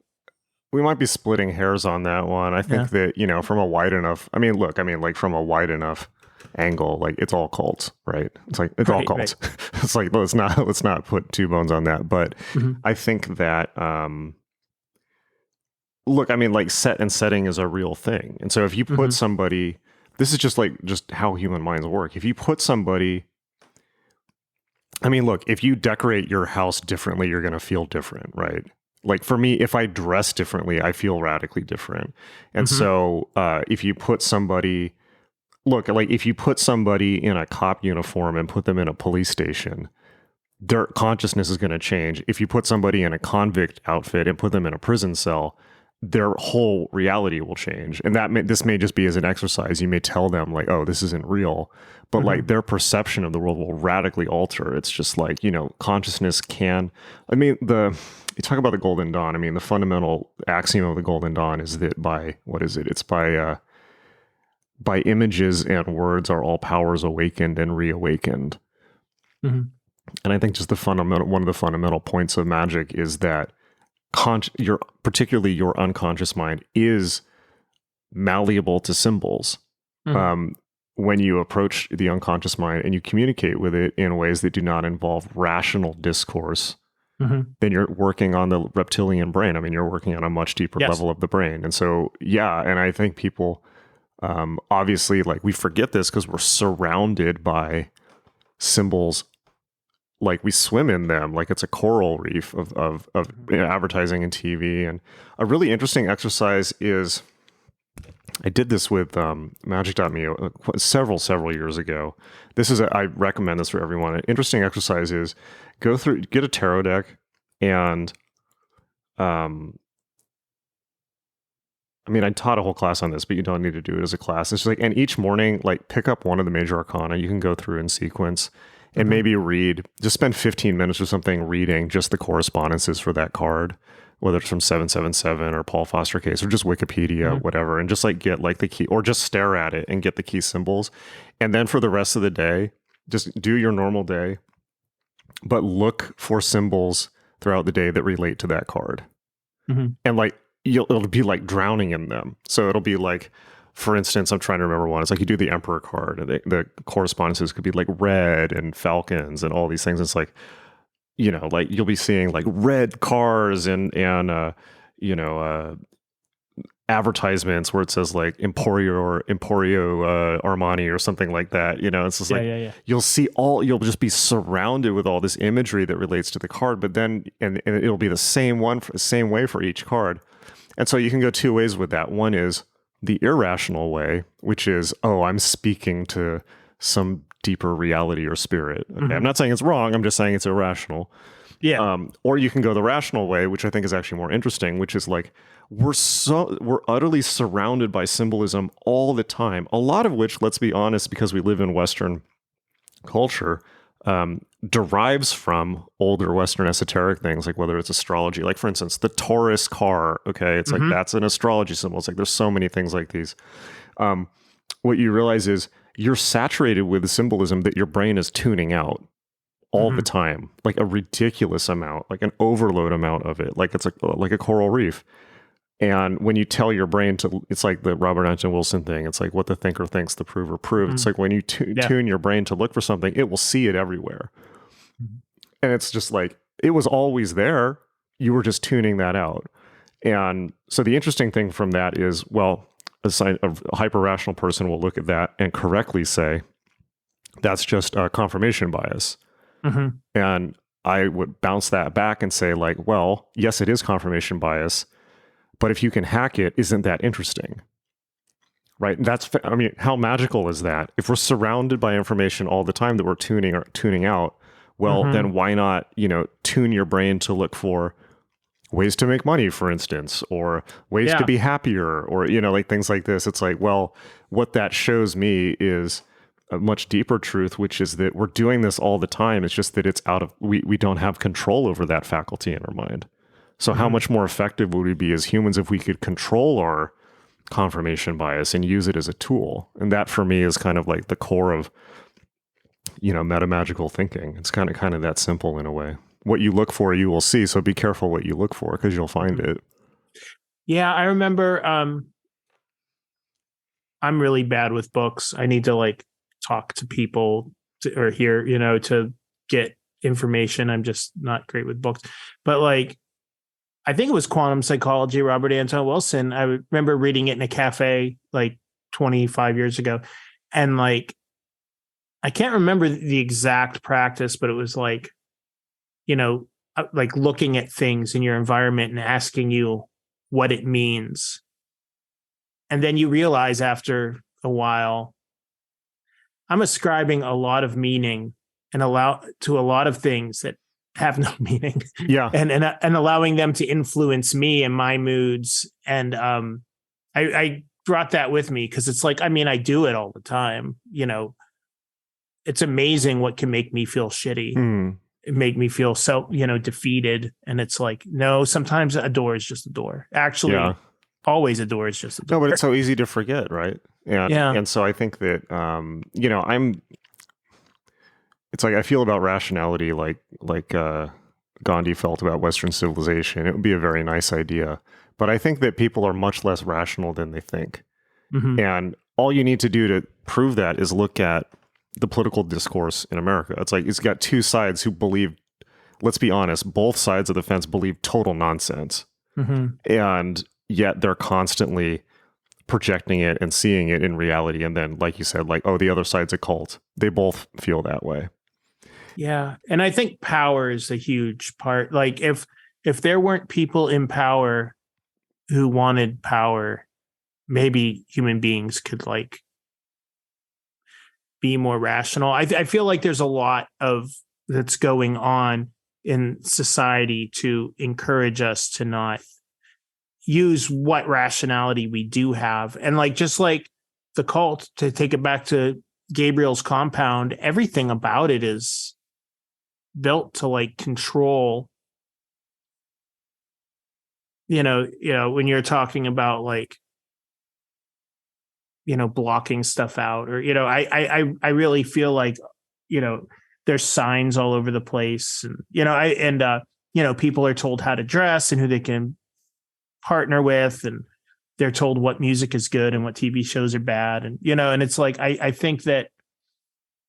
I think he's on some level controlling those that perception that we're doing on a subconscious level. Yeah. No, I think that's a very straightforward, controlling other people's confirmation bias is a very straightforward way to do that. And it's very easy to do. You just tell people what things mean. And, a classic cult leader thing is also, it's things will just happen randomly and then they'll claim that they did it. You know, it's just like, oh, like a Yes. plane fell out of the sky, and Charles Manson's like, I made that plane fall out of the sky, man, and that type of thing. And yeah. So I think this is why delving into these things and getting experience with them is so healthy, because everyone's in a trance, and you need to become aware of these mechanisms, of these cognitive biases and these mechanisms of the mind, because you can't shut them off. And if you don't control them, somebody else will. And it could be as simple as here's magic, right? Every morning when you wake up, tell yourself what kind of day you're going to have. It doesn't need to be more complicated than that. And just like, you program, it's like that Rushkoff book, Program or Be Programmed. Yeah. And I do think that actually computer metaphors can be super, super helpful. But it's like, for instance, it's like you're asking about Golden Dawn and things like that. I was just looking up. I'm trying to remember. There's this book called like The Invisible War or something like that from the 80s. I can't remember what it is now, but it basically says that it's probably the wrong word or the wrong title, but it basically makes this point that everything in America is a trance experience that is created for people. And so like TV is a trance, but if you go to a football game, that's a trance. High school is a trance. College is a trance. If you go to a Tony Robbins event, that's a trance. This made me think of the stuff you wrote about your classic Scam World article, right? And I like Tony Robbins a lot, but it's like, he's putting people in a cult environment for sure. Yeah. And it's like, if you understand that, then it can be useful, but most people are not. And so, we live in it. And you also mentioned earlier, like, are we at a saturation point with occult stuff? I don't think that, maybe this is just me and my view that I look at the world from, but like, I don't even think of I'll just say this. I don't think of myself as an occultist. I'm not a magician. I'm not an occultist. I'm not any of this stuff. Like, I see myself as like, just this kind of like, just like rubbing salt on everyone's wounds. Like, this is my role in life. It's like it just kind of like trying to get people to see through it. And the language of magic is a useful conceit because it's like sexy and people want to know what it is. And just the concept, the phrase gets people into this, just using the word itself puts people in the state of mind where they're like, what if? It automatically like drops the walls on what suddenly anything's possible. Maybe I could have this power. And it's like, yes, you could, but it's not what you think. And so it's a useful phrase to use to get people in that in a state of mind where suddenly more things are possible than they were before. But I look at our society and it's like, I feel like, yes, it is saturated. I mean, what is American culture now? It's just this competing herd insanities. Like, we don't even have Christianity used to be a glue for society. Now there's nothing. Like, what do people believe in now? It's like, it's just literally, it's TikTok. Yeah. It's just whatever trance people are attracted to at that time. And people are very much, whether it's by design or simply by the nature of technology, very much trance subjects all the time. And that's, I guess it is what it is. And I don't want to say like, oh, we have to help people and break them out of this. Because it's like, you know what? Like, if people didn't want to be like that, they wouldn't. People, the way things are, the reason the way things are, the way they are is not some conspiracy because this is how people like it.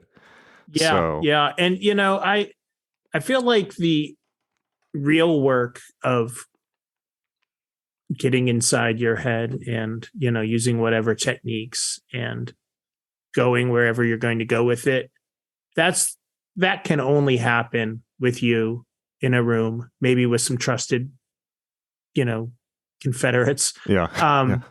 But that has nothing to do with what anybody wears or what they get tattooed on them or what they sell or how they behave as influencers. So, yeah, if they're going to dress like Stevie Nicks, more power to them. Right. Absolutely nothing to do with real magic. I mean, not for good, not bad. Doesn't exclude them from it. It doesn't include them. It's just, they're just completely different realms, Right. I think it's always been, I mean, it was clearly like that in the 60s as well, though. And it's just like, it is good, though, because it provides cover for everyone else. is how I've ever always felt about it. It's like, well, you know, the Inquisition's not gonna. They've got too much confusing smoke screen out there. Yeah, we'll be fine. Yeah. I loved your interview with Antero Ali. Oh yeah.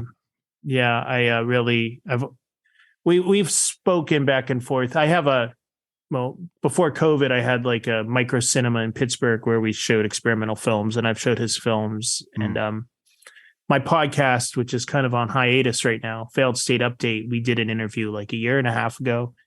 And one thing he kind of introduced me to that I just think about every day, it's become more important, is just like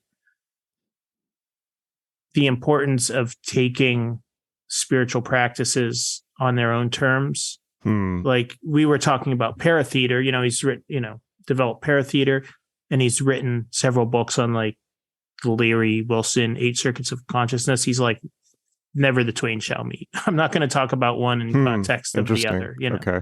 You know, and I mean, by all means, if something about paratheater reminds you of, you know, that, you know, Circuit 4 or whatever, you know, by all means run with it. But like, I think it is a useful practice to take things on their own terms. Like, like I was, you know, I don't think I really got anywhere like combining my chaos magic with my Enochian, with my, you know, new age wine mom candle spells, with whatever, you know, with my Catholicism, my childhood Catholicism, you know, and witch talk just reminds me so much of like chaos magic. And I don't know how, you know, at the end of the day, like, you know, chaos magic is like a cultural force. Like, do you think it outlived its usefulness, or do you think, like, I'd be curious to hear what your thoughts are on that. That's an interesting question. I have multiple thoughts on that. One is nobody really got chaos magic. And when I think about chaos magic, what it actually was, I think the writing of Peter Carroll is the clearest thing. And everyone had this like, oh, well, it's just like being chaotic. And no, that's not it at all. But it's a certain cultural stream. And in that stream, I would put Peter Carroll, Burroughs and Geisen, Genesis, Antero Ali, Leary and Wilson. And I think the most important concept in chaos magic is just meta level cognition. That's it. It's like a meta magical approach. And so on one hand, I would say nobody really got chaos magic in the first place. I would also say it was clearly a cultural gateway from then to now. And it was pre-internet. And so now the internet by its nature is chaotic in the sense that people are combining and mashing up all these things and being exposed to them. And so it was kind of like this like midwife role to what would emerge from the internet, which is its own constantly growing thing. On the other hand, I think that people have regressed. I mean, like, I think we're talking about Robert Anton Wilson is just getting back to the concept of reality tunnels. How helpful would that be to this ridiculously fucked up country? Just to understand that like the reality tunnel that you're in may not necessarily be the truth, but it's just a tunnel that you're in, and somebody else could be in a different reality tunnel, but that doesn't mean that they're wrong and you're right. And, you know, I think it takes more than being familiar with that concept to get you there as well. You know, it's like, I was watching, one of the things I find fascinating about like the hypnotherapy field, and that I'm really looking forward to blowing up, hopefully, is the fact that it's like hypnotherapy is super useful and it should be available. And you go to these conferences and it's all, everybody's like, they're getting out of practice because they're making more money selling scam world packages about how to be a successful hypnotherapist and get rich to other hypnotherapists. You know, and they're and the other thing which is amazing is like, I think part of this is me because I'm in these classes, but it's like the conversation always comes around to like past lives, alien abductions, because that's a big part of the industry, I was going to mention there was, you talked about things being at a saturation point. I had this like email flame out. It was actually really interesting, like maybe 10 years ago, with a guy named Charles Upton, who is this Sufi who wrote this book called The System of the Antichrist. Okay. Which is basically about how he's like this kind of Rene Guénon style traditionalist. But he made like a very compelling point. I tried to do a podcast with him, but then he was like, no, you're an evil satanic occultist, and just like totally like wigged out on me. It's like, okay, whatever. But he, in this book, he made like an interesting point where he's like, nothing is not occult anymore. Everything's occult. If you really look around, and I think it's a valid point to consider, where he says, if you look at all the pop culture, what is it? It's all about people having magic powers. It's like, at the time, it was like Buffy, Star Wars, everything, Harry Potter, and everyone wants to be otherworldly. Everyone, it's like, no, you don't see people trying to be normal. You see people trying to be Grimes. It's like everyone wants some type of magic or sorcery. And I think that's correct in that if you really look at this stuff from the broadest lens, in our culture right now, everyone wants something more than human, and whatever that says about us at this time in history. And his point was like, everyone is delusional. It's like everyone has lost the thread of basic sanity, which for him was represented by like Islam or Orthodox Christianity, which is like, I don't know if that's basic sanity, but but it was it was basically, and he was looking at it from this Islamic attitude where it's like everyone is possessed by jinn, everybody, and it's like, you know what, that's like a challenging opinion that's interesting to consider. So are it's you like, what is not Mark magic? Stavish stuff? He was just like a year or two ago, maybe, he had a book come out on egregores and he was doing press for it. And it was basically like, I was like, maybe I'll learn something. And all the interviews are basically like, everything's an egregore, the sky is falling. Oh, and I'm like, yeah, maybe it is an egregore, but just like, it was like, he seems to be a smart guy, but just watering it down to the dumbest, like. Do you know where the term egregore comes from? Is it Greek? I don't know. There was I'm not sure the original word, but in the occult usage, there was this occult group called the Fraternitas Saturni. I think they still exist in Germany. And they worship this thing called Gotos, which was this like Roman statue. And they would literally all just stand around and circle jerk on this like literally on this like stone head of an old dude, and to like make it their powerful egregore. So it's just like all these like weird German occult dudes just sitting around jerking off on this like stone bust. And that's where egregores are from. So I don't know if everything's an egregore, but if it is, that's a sticky situation. Yeah, literally. Yeah, well, one of the ex-members of Gabriel's cult called me out of the blue. I had been trying to track him down. A lot of people I tried to track down, they just wouldn't talk to me. And this was someone who everybody said, you got to talk to this dude. And he would never return my calls, or he'd like answer, then, fall asleep under the marijuana tree. And then like at one point he calls me, he's like, dude, if you want to understand Gabriel, you got to Google Gorgeries. I'm like, what? This weird word. And I'm like, yeah, I've definitely. And he sent me a link, and it was like egregores, and he's like, but it's pretty wild. Like I thought you were saying like Gore. Remember the Gore books?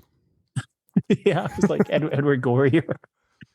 It was like, but I talked to these people, and they're like, I think one person's like, I think Gabriel is possessed by the devil, and the other one's like, it's a CIA. A lot of CIA mind control, conspiracy theories among like some of the ex-members, because they're like, how could Gabriel be so convincing? Like, he seems like another person, like a whole nother being. And then I heard this tape, and it's like, Daffy Duck and, setting, like he said. Yeah, it's because I think it's all about, you create an environment where you allow people to talk themselves into that state of mind. Yeah. It's because you were doing it. That's why it's so convincing. Yeah. And like, that's part of the reason I'm now undertaking to talk myself into all kinds of crazy shit, Yeah. with the, having a little detachment from it all. And I mean, if I didn't feel like it wasn't enriching my life, it's not just like a thought experiment. It's like, I don't know if it's as simple as like there's something biological about human beings that they need, they need a little shot of like irrationality now and then, or belief now and then. But no, I'm happier since I started getting back into all my metaphysical Interesting stuff. What about it enriches your life? I just feel connected to it. Like, when I started, noticing synchronicities and realizing that tarot cards were like synchronicity machines or generators, it was like, I wasn't necessarily like uncovering profundities or anything, it wasn't like super mind blowing, but it was like, I felt connected. I feel like, and it's like, I think there's something therapeutic or soothing about that. Yeah, absolutely. And I dig it, man. Yeah, it's fun. Magic is cool and fun. And I always try to like, one of the reasons I'm really back into games at the moment is because I feel that like, one of the most mentally healthy states for me is just seeing life like a game and not taking it too seriously. And so a lot of ways I feel like Magic is almost like a role-playing game for one, where you're turning your life into kind of a role-playing game. Yeah. And the most unmagical I ever feel is when I'm like involved in like a road rage incident. Which I've been better. I haven't had those since I left LA, but that was every day for me. So yeah, I mean, it's hard when you're on the Fort Pitt Bridge and stuff. Oh, jeez. Almost rear ends you. But I really do think that like it's a silly example, but it's really like you're in this whatever weird driving trance and your focus is super narrow. Your reality is super narrow. You don't have your resources to get out of it. And I think to myself, I'm like, I'm pissed off. I'm angry. This isn't good. This doesn't make any sense. I know I have the tools to get out of this, but I don't give a shit. I don't care. This sounds like being on Twitter also. Yeah, it really is. Yeah. And it's like, probably the best thing to do is not drive and not engage in social media and not join cults. I have not been doing, I mean, I have been a little bit on social media, but I haven't been doing any of these things for the last 2 years, and it's a good feeling. Yeah, I know what you mean though. It's like you have that moment where it's like, I could do the right thing right now, but nah, like it's not in my brain. And then, oh my God. And it's not all just big scary dudes who I'm road rageous at, it's sometimes it's little ladies. I don't like to admit that. And I don't do it often anymore, but TM has really helped me kind of take the temperature down. I find that screaming in the car is actually quite therapeutic. Like you're just stuck in traffic. It's like, fuck your mother, like as loud as you can. And it's like, you're just moving energy. And then of course, last week, the temperature peaked at like 60 degrees when it had been like 30 degrees. So like, I didn't remember that my windows were down. Screaming. And everybody can hear me. I'm like, oh, that's different when you see me, but when you hear me, I feel stupid. Well, see, that's like normal, non-mystical reality. It's like, yeah, it's like, you gotta, I feel that mysticism and magic, as long as you don't take them seriously, are lots of fun, and they're a fun game to play and can enrich your life and can make you feel more connected, like you said, and more powerful. And I think that's something everyone needs, as Absolutely. Long as you don't take it too seriously and end up in Gabriel's Urantia cult. Yeah. And, as soon as you start talking about Golden Dawn and me, I kind of realized that like the key is really like, although there's degrees and there's titles, like that's so superficial compared to what's happening to the consciousness of W.B. Yeats versus the consciousness of like, a Gabriel of Urantia cult member. So it's like, so it is kind of a silly comparison, but like,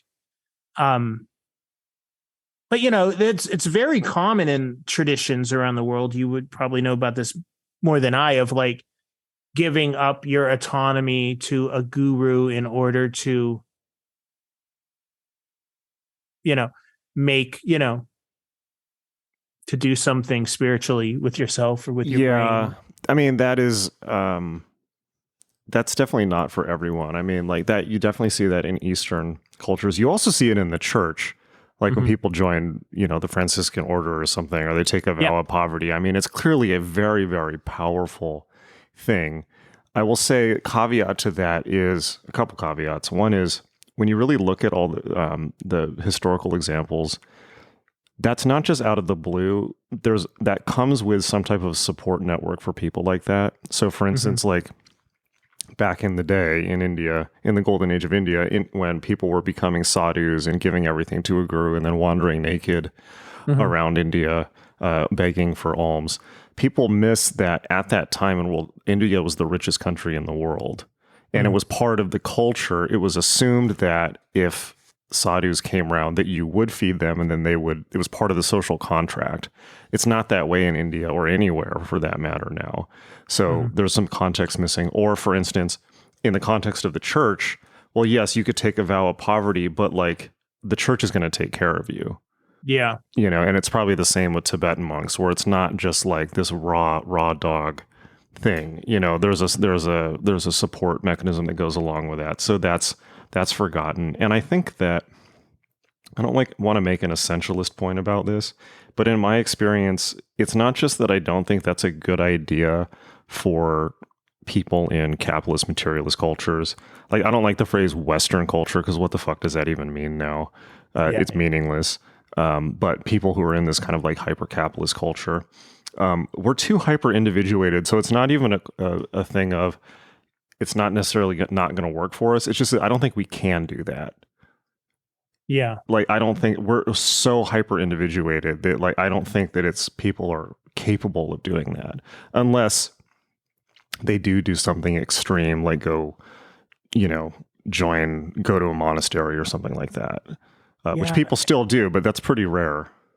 Yeah. And, as abusive and screwed up as Gabriel's cult is, I can't even honestly say that it's like the worst thing I've seen, or that it even should be shut down. Like, if even for the basic, like my whole goal was,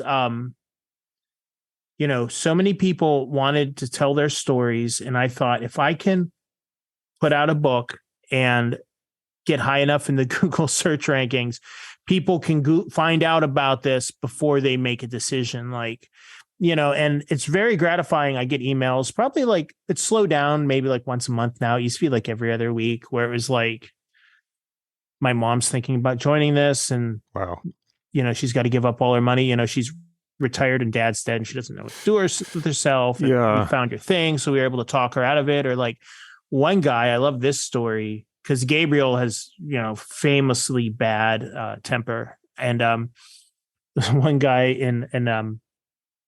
in South Africa, him and his whole family were trying to save up money to move the whole family to Arizona to join. And, they started reading the Urantia book, and then they found out this is Gabriel of Urantia. So started talking to him and talking to his recruiters, and they were getting ready to go. And the guy's like, I finally got to talk to Gabriel in person for the first time, which is like a rare high honor. And it's like, and Gabriel started talking about me and got pissed off and started swearing. And this guy was like, I knew then that Gabriel wasn't a holy man. And he like called the whole thing off. No, I mean, that's so important. I mean, I'll say two things about that. One is like, well, what do you know what a holy man looks like? It's like we all saw Empire Strikes Back, learn the lesson of Yoda. But on the other hand, it's like, well, if you don't vibe with someone, then you got to listen to that. And I think that, but that I don't know if this was the case with this South Africa situation, but that kind of points to something that people often miss about cult dynamics is there can be a level to it where it's like it's somebody's way to get a green card. Oh, sure. and they're like, this happens with Scientology, like I was mentioning, where it's like they think it's their ticket to America, and then they end up, in extreme cases, being human trafficked, or they just end up, like Scientology just keeps people's passports and it keeps them as slaves, basically. I mean, Scientology, there's a level to it where it's just modern slavery. So that also shouldn't be overlooked, because, like, for the most part, I'm like, look, everyone's an adult, and a lot of times, like, it's interesting. Sometimes I'll go on forums, and you can go back, and there's like still forums operating of like people that were in like Chogyam Trungpa's group in the 70s, or even Yogananda, or people like this, like more well-known spiritual teachers, and they're still fighting to this day about, like, and one side will be like, this guy was an abusive asshole and a fake, and the other side will be like, no, you just missed the point, you didn't get the transmission. And they're still like bitterly arguing, and these people, I'm sure, know each other like family, and they're just bitterly arguing like decades later about, they can't piece together what actually happened. So I'm of a certain mind with these things. It's like, look, at the end of the day, y'all are adults. It's like, unless you're not, I mean, and that does happen. And that's kids who are born into these things, that's a different thing. But if you're an adult and you join a cult, it's like, at the end of the day, you're an adult. You got to make, unless someone held a gun to your head, which is very unlikely, you kind of got to take responsibility for your life decision there and not claim like, oh, I was victimized by a cult. That said, there are clearly situations where there is an abusive power dynamic. For instance, like you're mentioning this woman who's like, clearly in a vulnerable position. Her husband's dead. She's essentially being subjected to elder abuse for financial gain.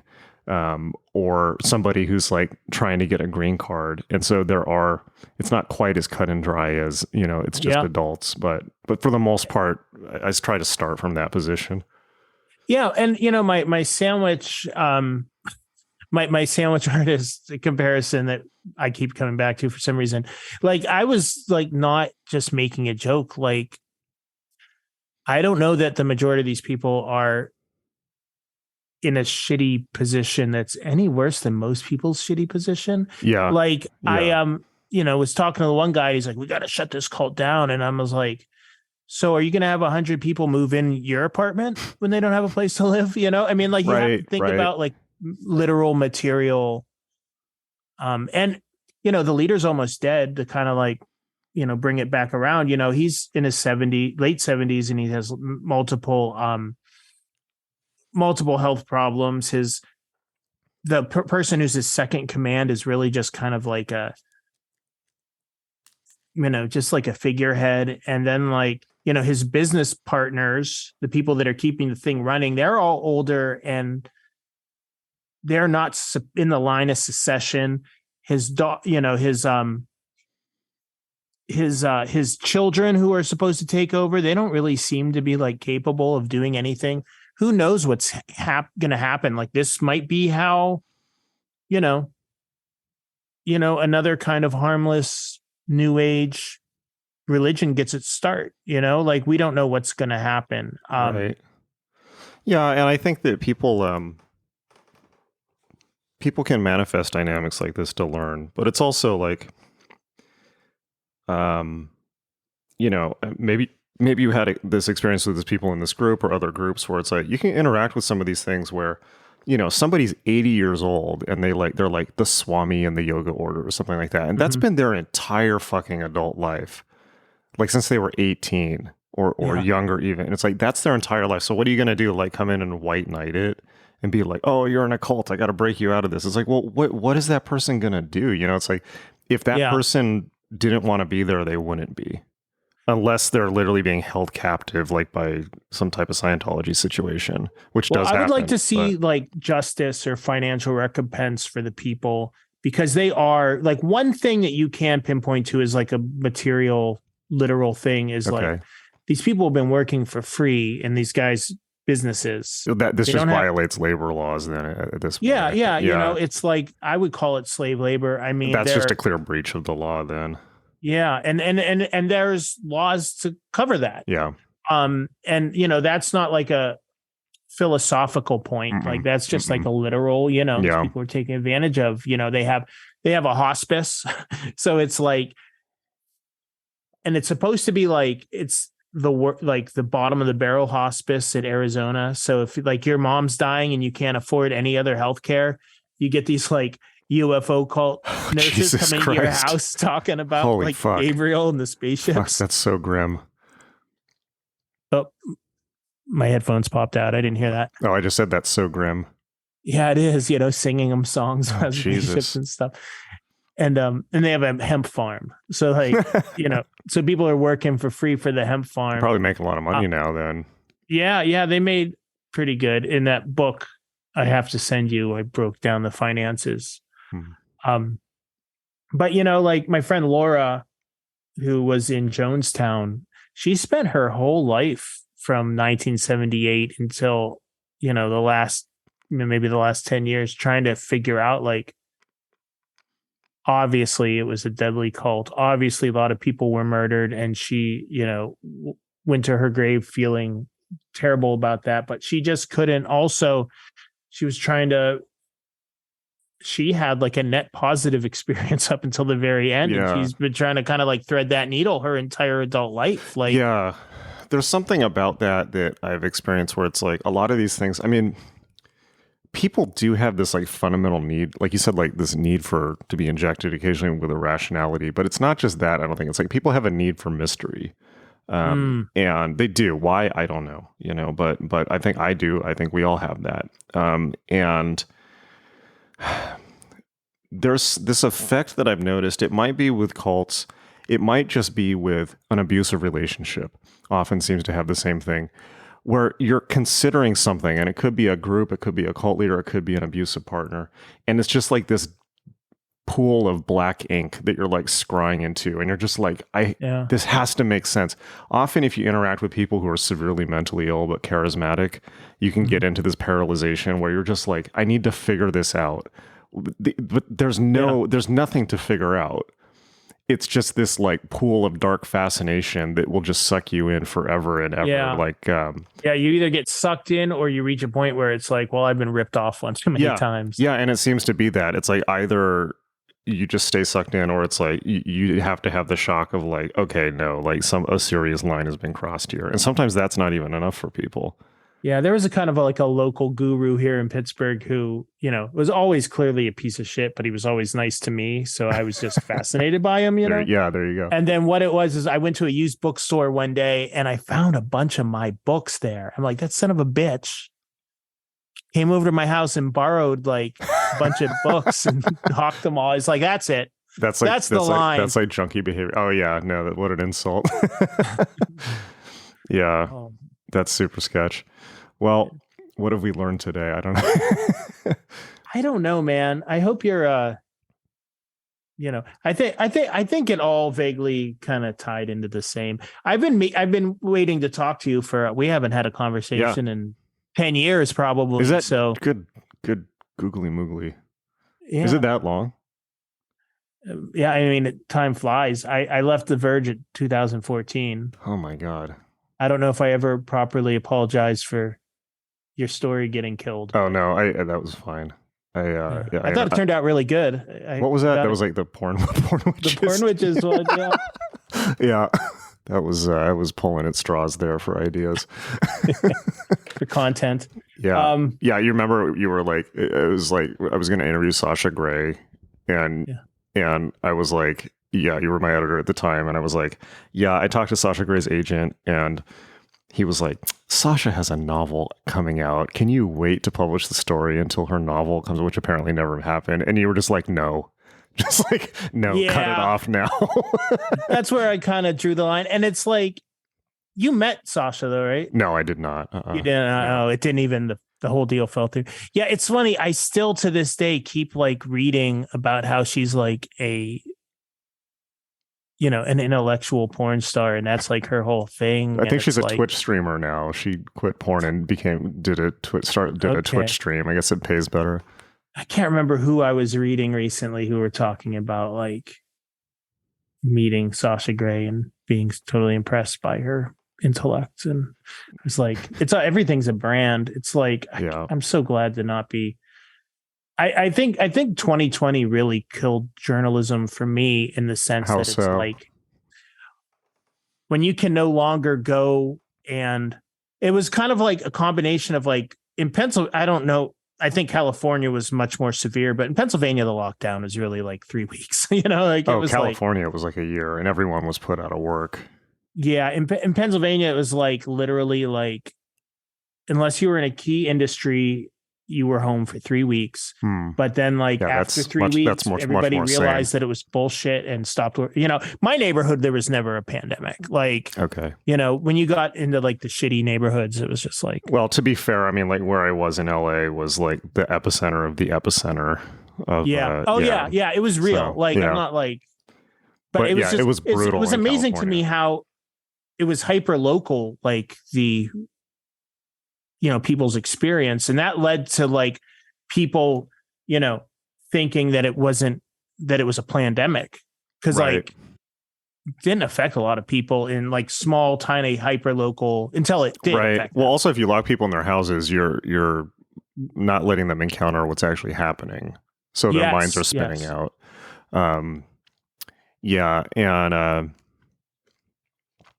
a weird, I don't know. What do you, I hate to end on this, but like, what do you think that the long-term effects of that are going to be? I mean, I feel like everyone it's certainly myself has experienced at least temporary insanity, and hopefully we will return. Oh, I lost it. I completely lost it. Yeah. Well, I'm like a pretty extreme introvert, but what I learned during the lockdown is that I seriously need human interaction like everybody else. It's just my threshold is a lot lower. So it's like, I think I'm doing fine until I'm not. Yeah, I'm extremely introverted. I'm basically on permanent lockdown. Just because I'm too sketched out by the society to interact with it anymore. Yeah. But then like the journalism thing, bring it back to your question, was that, Journalism is the only way I interact with human beings, and I love it. And it's like I have license to not be the introvert that I tend to be. Yeah. So I'm hanging out with militia people and cult members and whoever fascinates me, and internet con artists. And it's like there was a point where all of a sudden that kind of journalism wasn't happening, and everybody went on YouTube, went on Substack, became like these Insta pundits where reporting stopped. And I don't think the internet's really recovered. Everybody I know who was like their career was dangling by a thread. Now they're just on Twitter and Substack and their podcasts and on YouTube sharing their shitty opinion about every little thing. Right. They're not doing any real journalism. Yeah. And I refuse to do that. I'm not good at it. I couldn't figure out how to make it pay, and I really hate doing it. Yeah. So it's a bad combo. I kind of like refuse to stop doing like longer features and writing books. And it's just like, I'm like a dinosaur. There's no room for me in this culture. So I don't know. I mean, I still feel that, I feel that books are more powerful than ever. They may not pay well, unfortunately, but I think people value them now in a way they didn't before. And I think long form podcasts are really, when they're done right, really are a godsend because they've proven that people have a vast attention span for long content. Yeah. It's just a matter of figuring out how to making it. What really happened was I think perhaps you were in a similar situation, except you came up with a really cool platform so you could avoid the whole publishing world if you want to, but it's like I was working on the fringes, all these like conspiracy stories, the high-minded cult stories that we've been talking about for the last hour, nobody wanted to hear it. Yeah. And then in 2020, it became like important to understand. And then all these, the New Yorker, the New Republic, they all got their best guys on it. It's like I've been in these trenches for 20 years. And I'm sure none of them understood what was going on. Yeah, it's just the editors have their friends, and I just realized like, wow, you're in the club or you're not. Yeah, I don't want to be in the club. It's so unfortunate. It's bad for society too, I think, because however you feel about Glenn Greenwald, and he's definitely gone off the rails. He made the point at one point where he was saying that it's not like there's some top-down media control. It's just that like all these people go to the same schools, have the same professors, hang out with each other. Like they're all in their own echo chamber.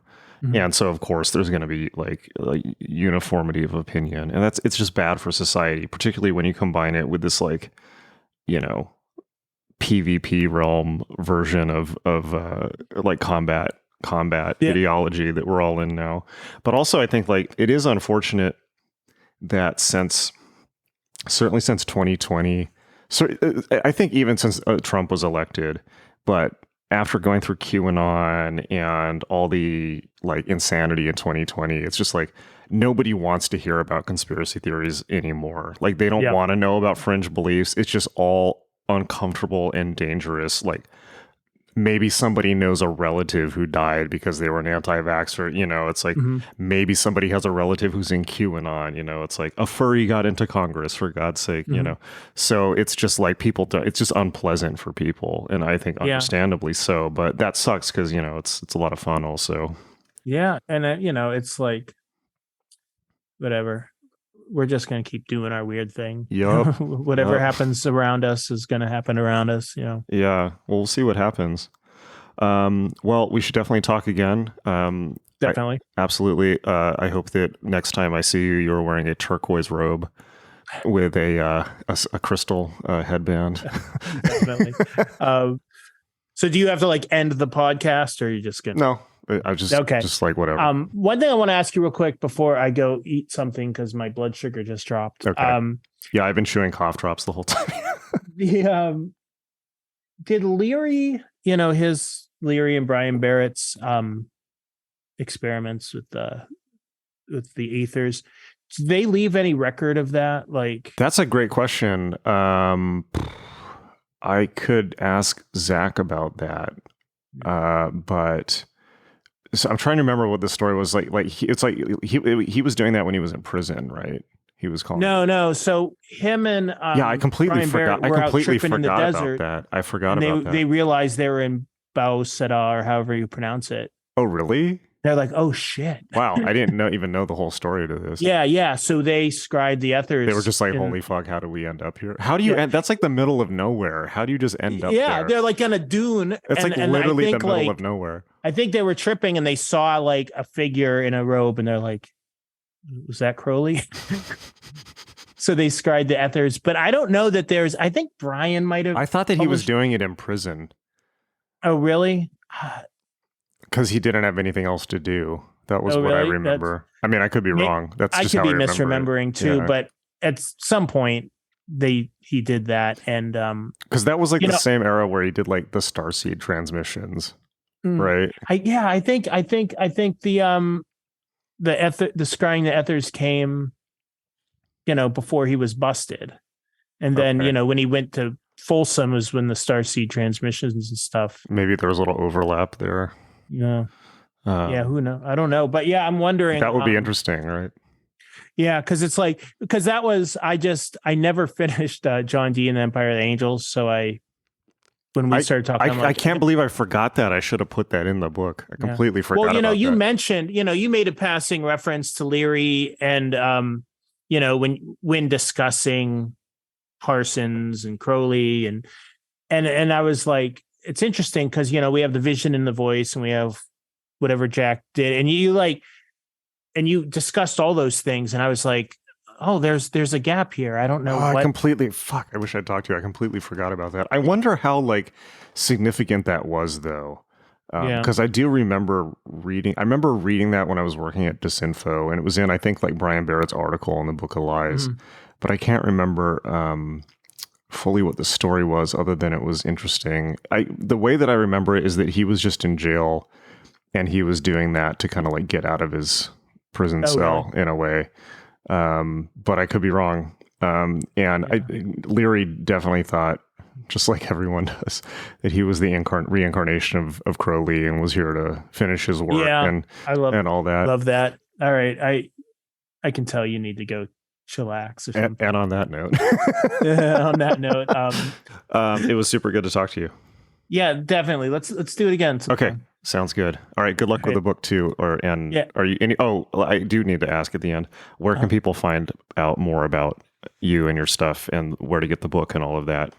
All right, Facebook, not on Facebook. Twitter at Lenny Flatley, or lennyflatley.net, or just Google. And it's going to be very confusing because my byline, my actual name is Joseph L. Flatley.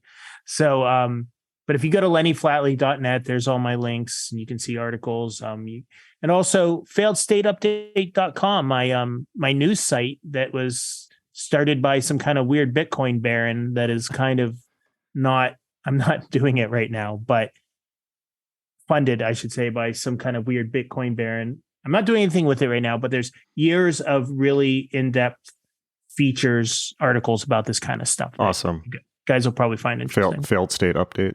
Yeah. All right. I'm going to check that out. Okay. All right. Awesome to talk to you. Talk to you later.